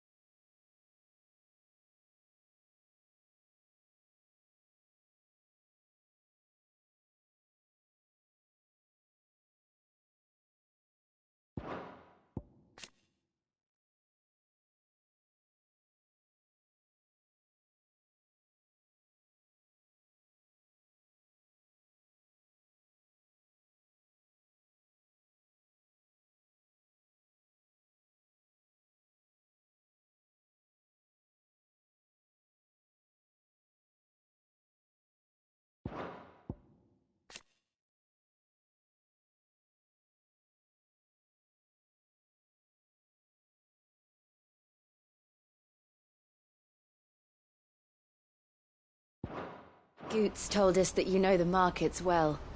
Might you have an idea which little bairn could have done this? We don't intend to punish them. We just need our pass back. Then, we can be on our way. I see. So neither of you has a trader's pass either. Not that anyone would take you for traders, but I suppose that's why you came to me, correct? Now, I can't say for sure who took your pass, but I suspect I know why they did it. Let me explain.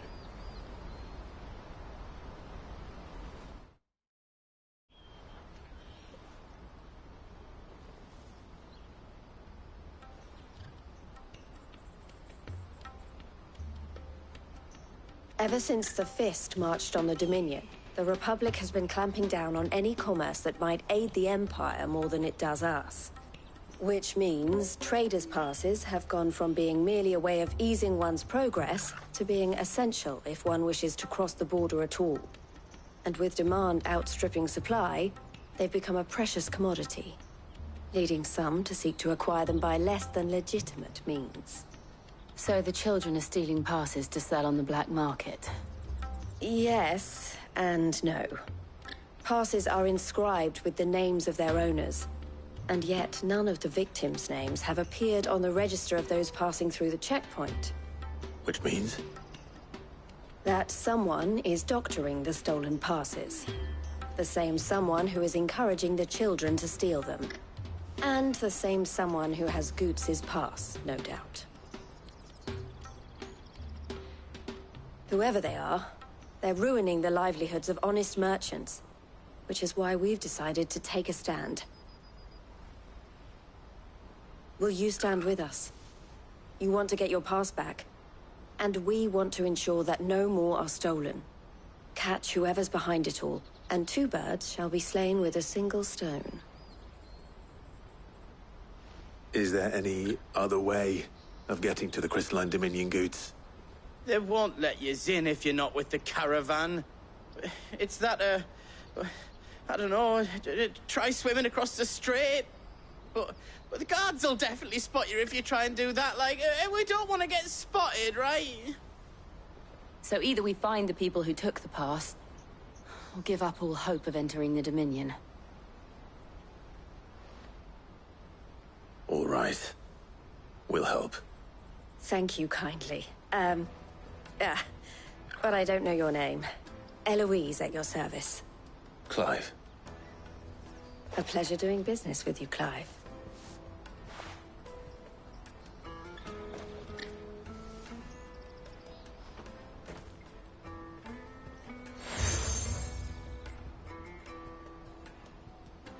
The proprietor of the furniture makers by the coach stop is spearheading the search.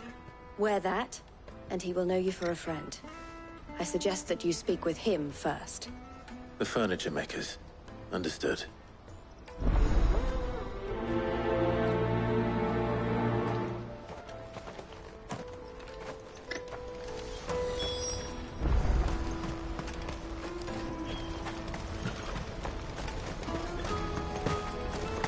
Out of my sight, wretch!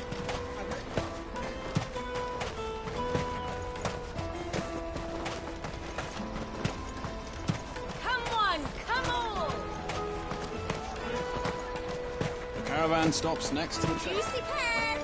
Snake your thirst! Are you the furniture maker? Looking for something in particular? Ah, Eloise collared you too, eh? Then I expect you want to know more. She told me you were leading the hunt for the pickpockets. What have you learned? For one, that they're targeting the traders carrying the biggest packs. Harder to watch your back, see? And less chance of the mark giving chase if they're spotted. Not that they'd be likely to catch them. Those imps know every inch of this warren like the backs of their hands. Their eyes must have lit up when they saw Goots.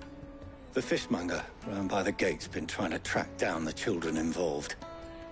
You should go and have a word with her. Thank you. We will.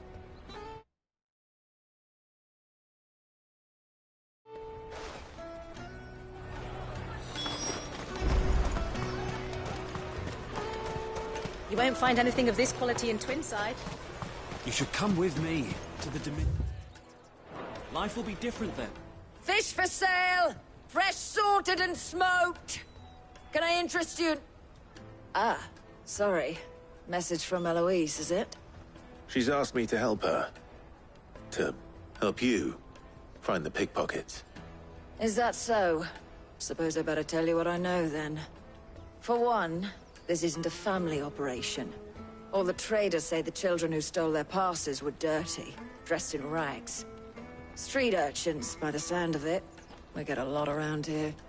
Orphans from the wars. A few, perhaps. You saw the refugees gathered by the entranceway? They're all looking for a new start in the Dominion and beyond. Some of them take it as an opportunity to rid themselves of unwanted baggage. The shame of it. Whoever's behind this would have to have made themselves known to the children at some point. And so should we. You should start with the children around here, then. I doubt they're the ones involved, but they might have heard something. It's worth a try. All right, then. Questioning children. How hard can that be? To the Dominion. Life will be different there.